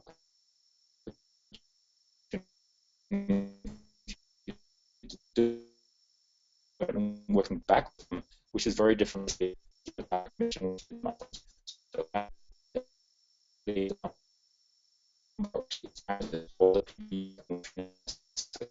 And help get there. It's not about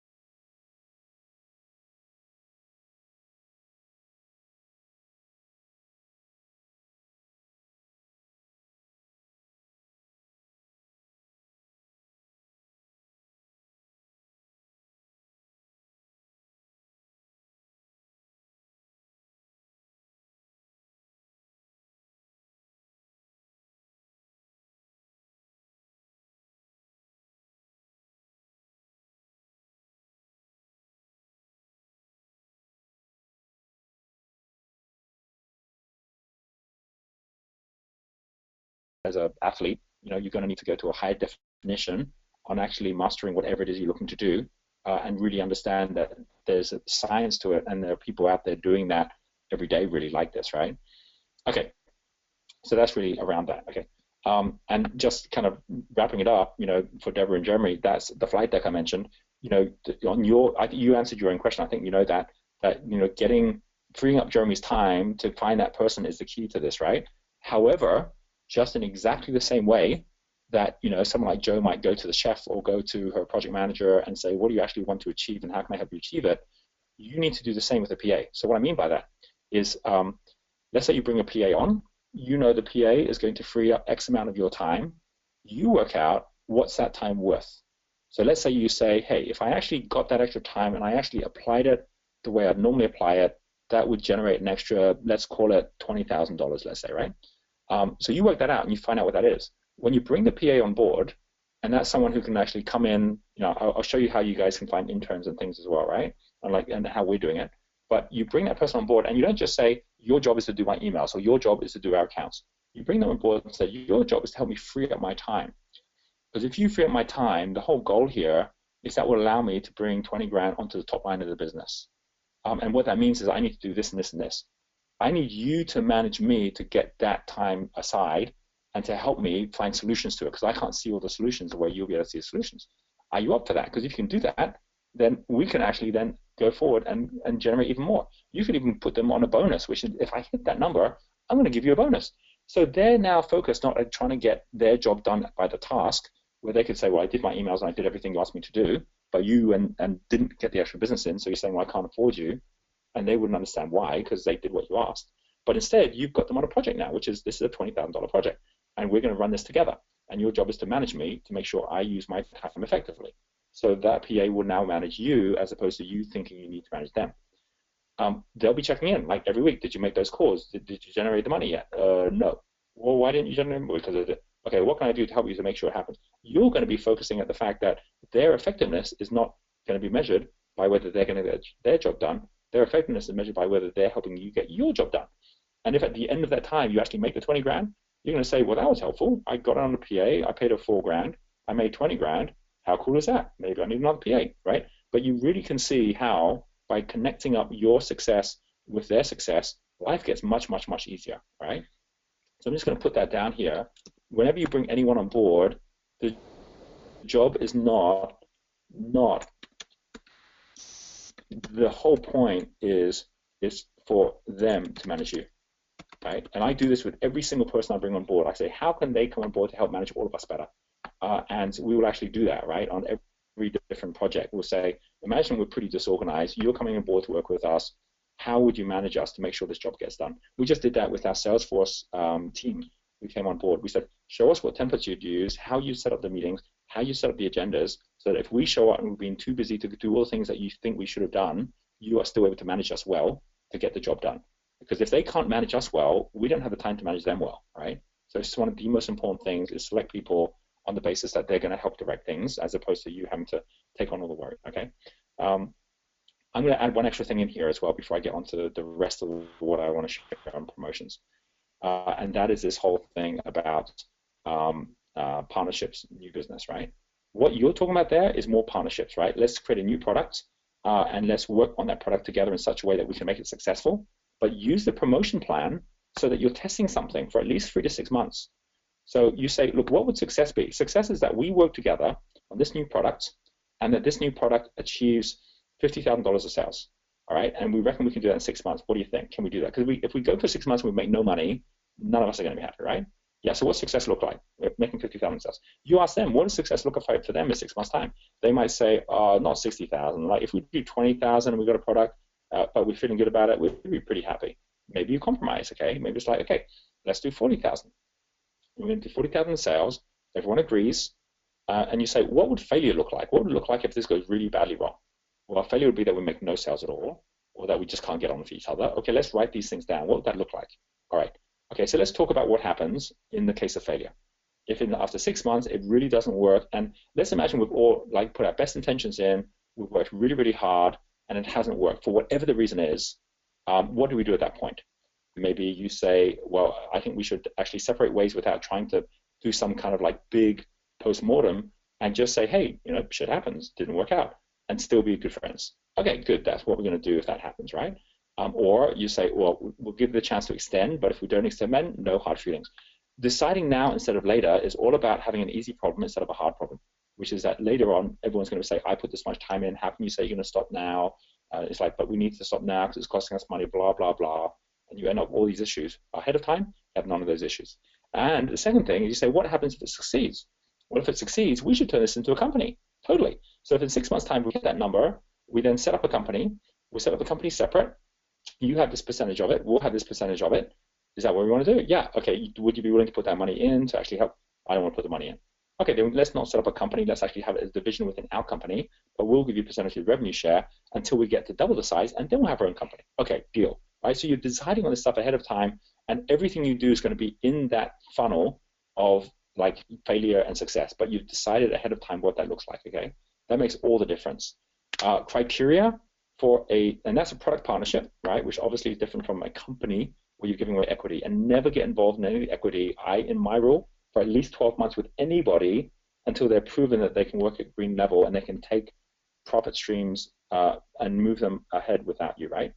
I have criteria for how I set up a new company where it has to be something which always, like 3 criteria, right? 3 criteria for a new company. It has to, first of all, be something which has a market value in that market as a result of being its own company. So, for example, Genius U is an online business which has a market value as an online business. Our resort business has a market value as a resort business.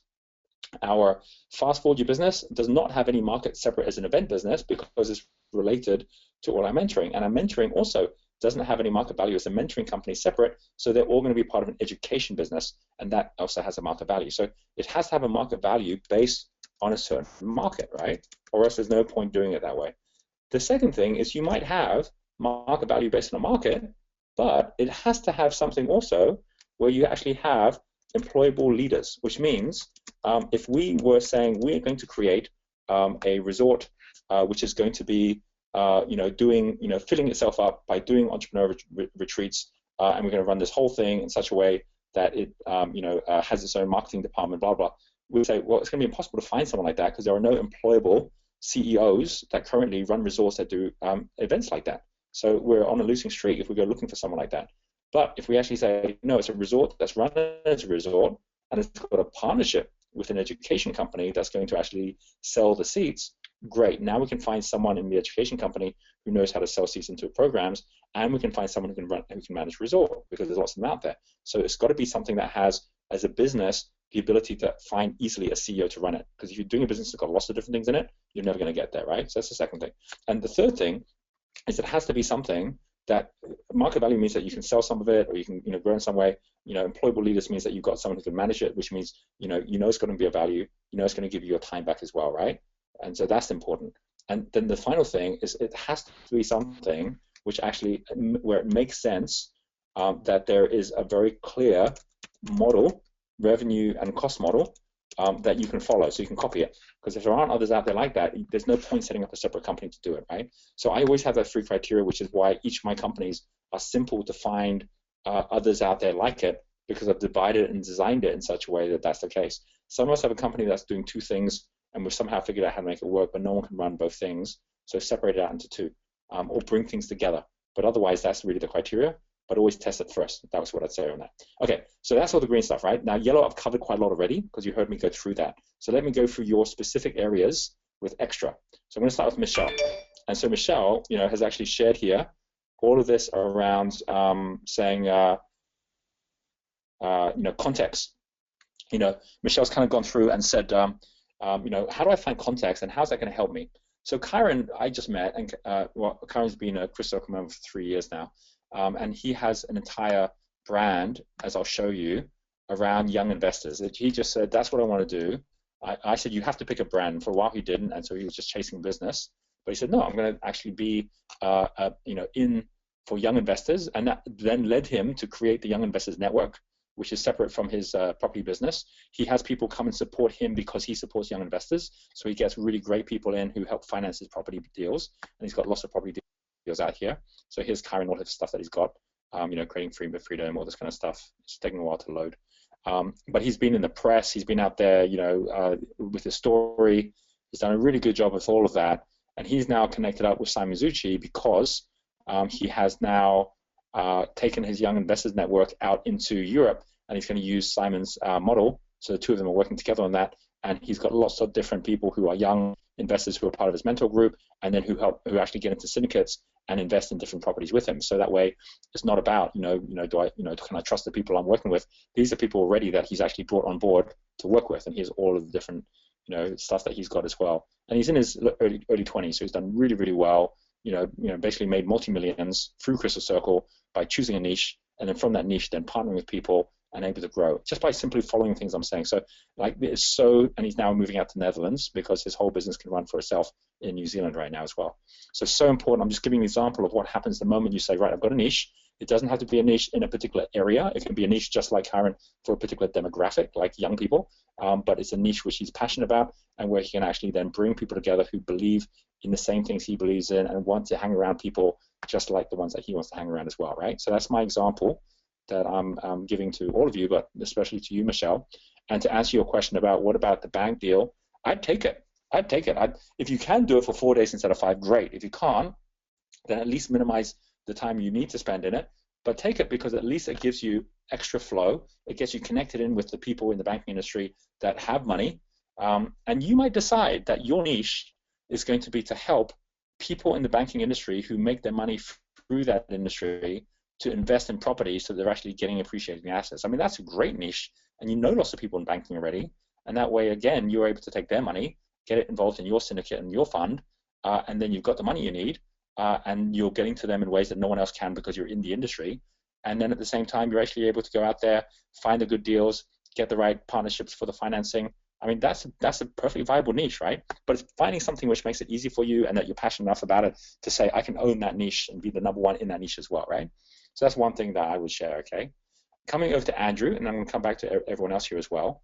Andrew's asked some pretty straightforward questions, like are there people that I should be looking at in terms of Itairu or this idea of diversity or empowered leadership, right? And the answer is yes.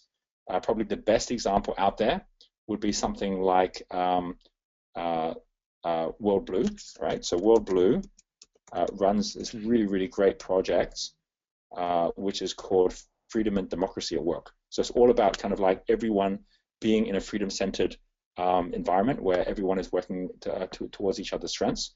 They've got this thing called Freedom-Centered Workplaces, which is an award that they give to all these different companies. They basically are out there sharing. They have a conference that they run across the whole concept of it. They basically have all these different clients. They get all these great results. They get all the press around it. And basically what they've done is created a product brand called Freedom at Work, which allows them to actually go out there and provide a summit, certifications, leadership. But it's all the same kind of things that Radka does, but they've made it much, much bigger, right? So that's one example of actually looking at a culture and turning it around in a way that empowers everybody. And another good example would be something like Great Places to Work, where they've actually connected up with the Fortune 100 top best places to work. And they've actually, you can see it here, Fortune 100 best places to work. And they've actually created this as a way for them to say, here's what makes a place great. It's all about culture. We go in, we recognize, evaluate, and consult on your workplace culture. And you can then be part of the same group as this. They actually went to the top 100 on Fortune and said, we're going to award you with a Great Places to Work award. So they were like, thank you very much. And then they went to other people and said, would you like to be together with the top 100? Everyone says, of course. They said, well, then work with us because they're all part of our group now because we awarded them, and we're going to be working with you now. And they've again just created a label and they've actually built it. So those are two great examples. Another question which Andrew asked is website, CRM, social media, what should we use? Definitely, unless there's a really, really big reason why you shouldn't or that you aren't, you should definitely use, I would believe, easiest one, which is what we use all of ours on, is WordPress, right? So WordPress is just the best platform because you can actually get any kind of site really easily set up for you. So for example, for Andrew, and you can even just use a WordPress CRM. You could use Infusionsoft, but I think at this point, just use a WordPress CRM, right? So basically, if you go to WordPress, if Andrew just says, I just want to get a site up really quickly, right? I mean, you could get a site up within the week if you wanted to for the info, and you can even take a Tyro site and build it from there. You don't have to build it yourself at all. You can get someone else getting it done for you. You know, you can go to something like Fiverr and find someone that'll do a WordPress site for you. You know, so go to Fiverr, look for someone who's, you know, for $5 who put up your WordPress site. Get a template that you're happy with, right? So let's say you say something like WordPress consultancy template, right? So just see what comes up on that one. You know, go to Fiverr and go get a WordPress site set up for you. This one here, you know, look at images for WordPress consultancy template. Pick one that you like, right? So you got a lot of really awesome templates here. So you can choose whichever one you want. Once you actually find the one that you really like, you can say, okay, I want one that looks like, you know, this one here. And you can say, okay, that's going to be mine. And then I'm going to go visit the page. And then you can go and straight away, like for not a lot of money at all, you're going to find you can actually get that site. You can get someone on Fiverr, get a WordPress. I want someone who can do my WordPress site and services. You know, all these people who do your site for you, set it up, you know, get content from the other side, put it all on. It really is that easy and simple. It's just my internet's slow. But basically that's what I do. And then you can also just use WordPress CRM, which will track all of this for you. If you want something that does good mailing without spending much money at all, just use MailChimp. That's really, really easy. And that actually has a CRM within it as well, so it can capture information, you know, set up campaigns, send out emails to people, and that's a really easy way to do it, right? And then you can get onto other things later. So all these people here set up WordPress theme exactly as demo, right? $5 she'll do it, right? 651 reviews. So you get the idea. $5 and you're done. But that's what I'd do if I was you. You know, just take the simplest things to start with and just use those. For social media, you know, you don't have to get that complicated at all. But if you want to bring them all into one place, you use something like Hootsuite, and that's easy to do as well. And I mentioned the vision. We do it for the whole team every single year. I look at mine every Sunday. So every Sunday, I have a vision hour when I basically chill out and I actually look at my whole vision. It's my journal. So you say, where do I get it? I get it in my journal. I always write new things, so I'm always adding little things to it and sharing, you know, to myself the things, you know, the wins where I'm actually already achieving the things I'm achieving, and that really keeps me on track, which is really, really cool, right? Okay, so Penny's asking a question around promo pricing, so I'll kind of finish with that one, right? Mag's asking, you know, what do I test? What's my context? Like all of that is all coming down to the same question Penny's asking. So in both your cases, I'm gonna, you know, share in a moment. And Diane also, this whole thing, you know, 3-step conversion, you know, 7-step golden thread is about the same thing as well. So I'm going to give you an answer to all three of you at the same time. Then I'm going to finish with Adana and give everyone then a chance to share back whatever's the biggest thing that's come out of you from this call, right? So what I mean by 3-step conversion, what I mean by that is there are 3 things you need to know from your customer. The first one being, you know, is this something of value, right? Like, you know, for Mag, it's like, what is it he's actually like asking? What's the problem that you're solving? And to the people that you're speaking to, that they'll say that's actually a value. To the extent I'm actually already spending money trying to solve that. Because if they go, I'm not spending any money trying to solve that, it's not a value, or else they'd be spending money doing it, right? They might think you've got a good idea, but you're speaking to the wrong people. So then you say, do you know of anyone that's actually spending money to solve this thing? And if the answer is no, you're speaking to the wrong people right now, right? So this is the first thing, is it of value? Diane can ask the same question, which is basically to the people, would it be of value to you if I was to do this? Or Adana could do the same thing. Would it be of value to you to do this? If they say yes, it would be of value, then you actually can be already asking them, well, how much time and money are you investing in this right now? If they say none, then again, it's not the right people, right? So you've got to know it's a value first. And when someone says yes, it's a value.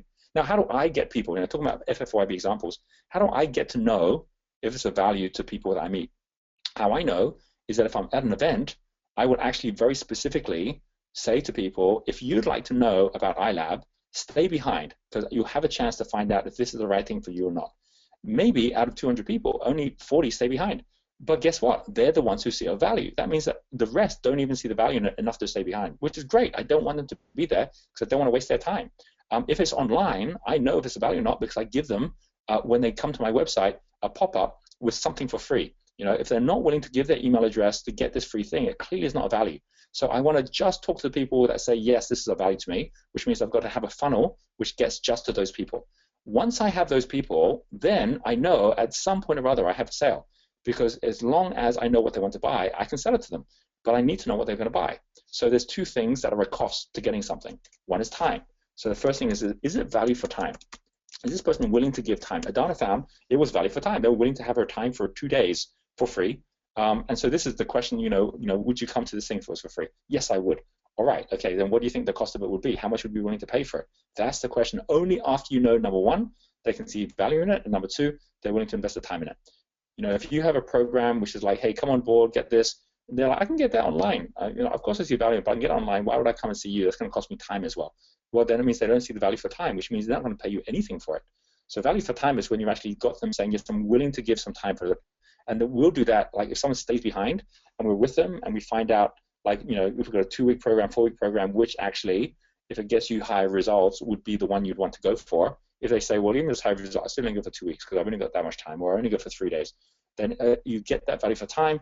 And then the final one is it value for money, right? And everyone's got a different value for money. So that's where you've really got to understand. So where, at the moment, Mag, you're falling down, where Dana, you're falling down, is you haven't yet defined, is this even of value? And are you going to enough people where they're saying, yes, this is of value to me, right? And then you can get to the value for money. That's one aspect I want to share. A second aspect I want to share is that when we do this at Fast Forward, we build trust as we go. So we actually, by doing it over 2 days, are giving people a chance to go through this whole process where they're actually, coming for the event. We're taking them on a breakout to say, if you're interested in iLab, then stay behind for the session. They're coming for that session, and then we're saying, if we had a real special tonight, who would be interested in taking up the special? The people who said yes, I'd be interested in taking it up. It's like, right, then come around this table because I want to speak to you about what this is. The only people we want to tell the deal to are the ones who actually have taken the steps where I've taken enough steps that I'm so invested in this now that unless it's a crazy price, I'm wanting to do this, right? And when you actually got those people, say, well, why is this so important to you? Right? I mean, like at the end of the day, the last thing people want to do is be sold to, but they want to buy what they actually feel is going to help them. So if when I get a group around and they're now around a table and they've told me, yes, I want to do this, and I'm here because I want to do this, I want to know why, right? So I'll say, why do you want to come to iLab? Well, I think this would make a big difference for my business because I'm doing this and this and this. It's like, well, would you be willing to invest the time to do that? Yes, I would. How much difference would it make to you if you did this? Well, it could increase, it could double the revenue of my business if I do it right. I don't give you my time. What's the revenue of your business right now? $100,000. So this could make you $100,000 if you were to do it. Yes. All right. So how much would you invest for that? I mean, it doesn't matter if it's just a retreat or whatever. But if you knew it was 100,000, how much you invest? And the same question for everyone: how would you invest? And be, I'd invest 20,000 to get 100,000. Well, so that's a 5 times return. Yeah, good point. I'd invest 50,000 if I knew it, but it's got to be a sure thing. Okay, so you're having these conversations, and eventually it's like, well, this is cost $10,000, and that $10,000, I'll work with you to make sure you get the return. It's like, okay, who wants to do this? And you then straight away people come in because you have spent enough time focusing at them, the problem, the solution, the benefit of the solution. By the time you actually get to the point where you're asking them to come on board, they've already sold themselves into it, and they want it because they really want to solve this problem. But if they're not clear that they really want to solve it or that they're willing to invest time or money in it, they're not going to decide to do anything with you anyway, right? We do the same thing online. We actually go through enough steps where we know people look at the video, see what they're doing, and then as a result of that, they're basically, we know they're going to come on board as well. But online, it's a much smaller percentage who actually do that. So final thing I want to say on this, and then I'll give very specifics to each of you on this, is that when it comes to something like the golden thread is part of this this playbook, right? So we track each of these steps: invitation, registration, confirmation, preparation. How many people do we need to invite has everything to do with how many people we think are going to register to come, and the confirmation. So when we say, okay, we're going to generate $1,000 per person cost. So if we get 1,000, it's going to be 1.2 million. We need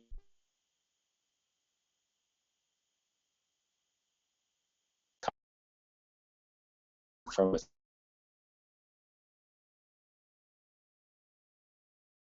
Yes. Okay. So out of 1,800, even the ones who register aren't all going to come and confirm with us. So that's going to be 2,000. Okay, so we're going to get 2,000 people invited. How many people are we going to invite to get to 2,000? Well, let's say 1 in 100 actually decides to come. Okay, that means we've actually got to get to 200,000 people. Who's on the list that has 200,000 people? So we actually start from there, and then we test it, and we see, are we on track or are we not? We're watching the conversions. but we're not going to one person thinking they're going to say yes. We're going to 10 people to get one person to say yes, but we're assuming that's the case. So what are your numbers, right? Like for each of you, you've had a couple of people you've gone to, you've got some feedback, but what really are the numbers in terms of how many you expect to say yes in order for you to actually really get going? That's what that is all about. And the final thing on testimonial leverage, get a competition going or get people involved in a competition of some sort. So in terms of if you've got some great testimonials now, which you do, get them out onto YouTube, right? Or get them out onto Facebook. So we do that, right? We actually ran competitions, like we ran a Facebook competition for our Wealth Dynamics site, and if you go to W Profile Test, all the ones that we have there are all basically off the back of a competition we ran, where we asked people to post their best story, and then we gave like an event away for free for the best story, and we ended up with over 100 stories, and people voted for which one they liked the best because they went and shared it for their friends. So we actually added about 15,000 people to our database off the back of it as well, and all the stories are on here, right? So if you go to stories, you'll see we've got lots of stories from all of our network who basically joined this competition, and we're doing another one of these soon this year as well, right? So we've got all of these in here, with their photos, all that kind of stuff, and this all came out as a result of just running that competition. So it's a really good way to leverage content and obviously put it on all of your websites and put it onto all of your social media, so they're all on there as well, because the more you've got testimonials, the more proof, the more people are going to actually feel comfortable to want to do business with you as well, all right?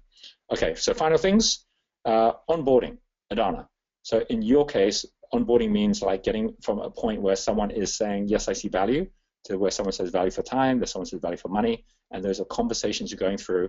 Do not give someone one day of your time before they've actually signed an agreement with you to say, yes, I'm willing to now pay money to work with you, right? If they're not willing after 1 or 3 hours to actually make a decision to work with you, then don't be putting more time into it at this point. Say, well, look, maybe time to come back later, right? But basically, you're not going to give that time to them, because if you do it that way, no question, you're going to be in a situation where you're giving up your time for no result, right? So that's really important. In terms of setting pricing, it is about just getting out to more people, right? So it's really good you got started. Don't get disappointed about one person, not working out. You will find if you just keep at it that there will be others who will be coming your way, and that you can actually go out there and share share what you can provide to people, and also get some partners on board who actually see the value of working with you as well. But the most important thing is check in with others that have pricing where they've set it in ways that work for them, and so you're in the same situation as Penny, which is like, okay, so what is the best way for me to set pricing for my product? And you can actually take the things that we do, right? We've got Entrepreneur Mastermind, $4,000. They come on to something for 1 hour every month. It's worked great for us. We got that going. We've generated over $250,000 in the first month of doing that, and it just means getting out and saying, here is something where we're going to be interviewing people on this call. Gives you a chance to get involved in it. It's a really, really simple, easy way for you to actually have something that can get going and get people on board, right? And also look at the pricing, especially when you're actually setting up like some workshops of someone like Radka, who, if you connect with Andrew, Andrew's got all of this already, because Andrew's working with people like Passion Test, Radka, who have got a global network that has the workshops going and then also has the online products going as well. And so definitely connect with them so you actually are following along with what they're doing already, just like someone like Kyron is already following along with what Sam Zucci is doing. And then I would say that for Adana, Michelle, Karen, Clark, and no, I think that's it. I think I've covered everyone right now. Okay, so with that being shared, I'm going to give each of you a chance to share whatever is the biggest thing that has come out from you from this call, and then I have a special announcement at the end, so don't head off straight away. I've gone a little bit over, but I've tried my best to keep the time. So I'm going to unmute Adana and start with you. What would be biggest thing biggest takeaway from this call today? We covered a lot of ground today. Adana, you're muted on your side, so if you unmute, then you can share. Yeah, I've just unmuted. Thanks, Roger.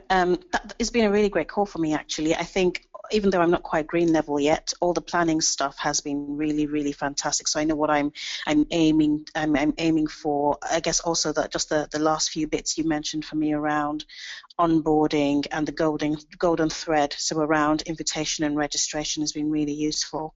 So yeah, I will implement those straight away. Thank you. Fantastic. Good luck, Adana. That's fantastic. Excellent. Andrew, how about for you? I actually think just hearing how you plan your life today. So thank you for that. Okay, all right. That's great. It keeps the drama away, I can tell you that. And actually, it makes me really excited every year to plan the next year, because if every year thinking, how do I make this a perfect year ahead of time, then you can't really live in a regret, because you already have kind of created a deliberate life as opposed to, an accidental one. Claudia, how about for you?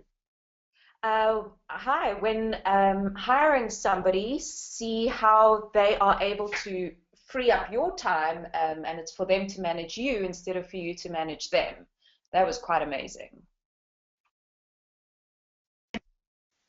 Great, fantastic. Yeah, I mean, so much of our time goes into all that management. So pre-qualify people so you don't have to actually do that for sure. It's like buying a car and making sure it actually works and can drive you somewhere before you buy it and you have to fix it. Deborah and Jeremy. So much, Roger, but same in terms of the PA. The PA's role is to manage me, not me to manage them, because it just seemed like too hard. I had to work out what they had to do before I could put them on. And also just some clarity around going into a new product partnership. I was concerned, it's experimental, what if it doesn't work out, and does it affect relationships that we've got? But by being really clear about what the objectives are and how we measure them, then we can walk away if we have to, or we know if it's being successful. Absolutely, absolutely. And the great thing is it allows you also to say sometimes, hey, this is a failure we don't want to have. What if it doesn't work? Well, we wouldn't do it if it wasn't going to work. It's like, okay, well then what could we put in place that will still make it valuable? And it might be, well, that we share the database, or that we've met these different people, or we went to this event, we learned this thing. So even if it doesn't work, like in any of our projects, we've already decided if we don't make the money, or even if we lose money, we're still okay with that, because we've actually going to have so many new things that we've learned, or so many new things that we've developed, that it actually still makes it worthwhile. And that way we never live in stress that we're doing something that we might regret later. And you'll notice that about everything I do, I'll never do anything where I'm going into it with the ability for me to later regret it, right? It's always done in such a way that even if it doesn't work out, it's just the difference of earning and learning. Okay, Diane. Oh, call of huge value today, Roger, thanks. And the things that I'm going to go away and do for the rest of the day are to do with value. I'm going to chat with Julia about that for value for time. I'm glad about that because I've got the free meetup on Saturday, so obviously 25 people have confirmed that they think it's of sufficient value to turn up to that. And I'm going to work on the golden thread. So thank you. Awesome. Very cool. Well, good luck with everything, and it's great to see all the momentum as well. It's fantastic. So congratulations. Joe, over to you. Roger, I probably think the big thing was the amount of content that you gave around, like the flight deck and the systems and templates and things that you give. So it's given me some great stuff to give to the practice meeting, because I don't actually want to manage that stuff. And I think too, the concern I probably had, just if you could answer that question, was if you've got somebody who has the same profile as you, do you think that that's actually a problem in somebody who's managing, like your practice or something like that? Do you think you have to be really concerned about, not having someone on the other side? Oh yeah, I got what you said. When it comes to leading different things, I would say that you got to be, if they're setting up a plan and you're happy to let them lead that plan as opposed to you getting in and trying to lead it, and that if they make, if they're making mistakes, you've got 3 months that you've decided what's going to happen if it all goes really badly wrong. But at the same time, you've also got the measurables so that you can see when it's off course, and they've agreed on those. Then as long as you're not interfering with each other, I mean, I've got creators like Donna's a creator. She's running the whole flow consultant thing, but we've already said what she thinks she can do. She's already doing it different from how I would do it, but that's not for me to say, right? I mean, at the end of the day, I chose her to be in that role together as a team, and so we'll be able to track things and see if she's able to get it done. When you've actually got a green level, you're going to have people with their same profile, but as long as they're actually running the project in the way that works for them as opposed to the way that works for you, then you're not interfering with each other at that level, really. And that's the same for all the different profiles too. Okay, cool. Mag, over to you next. Yes, thank you, Roger, for everything. I think the biggest takeaway for me was Stephen Covey's quote, "To know and not to do is not to know." So that's it. Okay, all right, cool. Okay, cool. All right, excellent. So go for it. And over to Michelle next. Hey, Michelle. Hi there. Oh, Michelle, a really great call. Thank you so much. A really great call. Thank you so much. Especially love seeing all the flight deck Basecamp templates and how you can see them without attending meetings, and just seeing how important it is not to interrupt your team. Love the PA illustration. Just love the whole thing around that, and how I can leverage off my job if I go back to work. And I've just connected with Chiron, so fantastic. Awesome, very good. Yeah, take the action. All right, awesome. Cool. Penny, how about for you? For me, it was looking at basecamp.com and actually seeing all this wonderful technology that I could use that I'm not using, and wondering whether, being a Blaze person, whether I could actually manage the discipline of actually planning my year. That's quite challenging. But I think the action points are really around value, because I'm meeting a group of 40 leaders next week, and I'd really like to get some business out of that. And then the golden thread for my workshops and things that I'm planning from July. So that was very, very useful. And I hope to be able to report even more progress next time. Awesome, very cool. All right, brilliant. Okay, Sandra, over to you.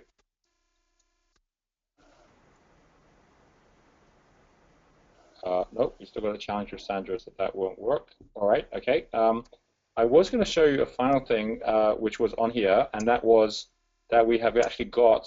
So Sandra, if you could hear, by the way, we couldn't hear you.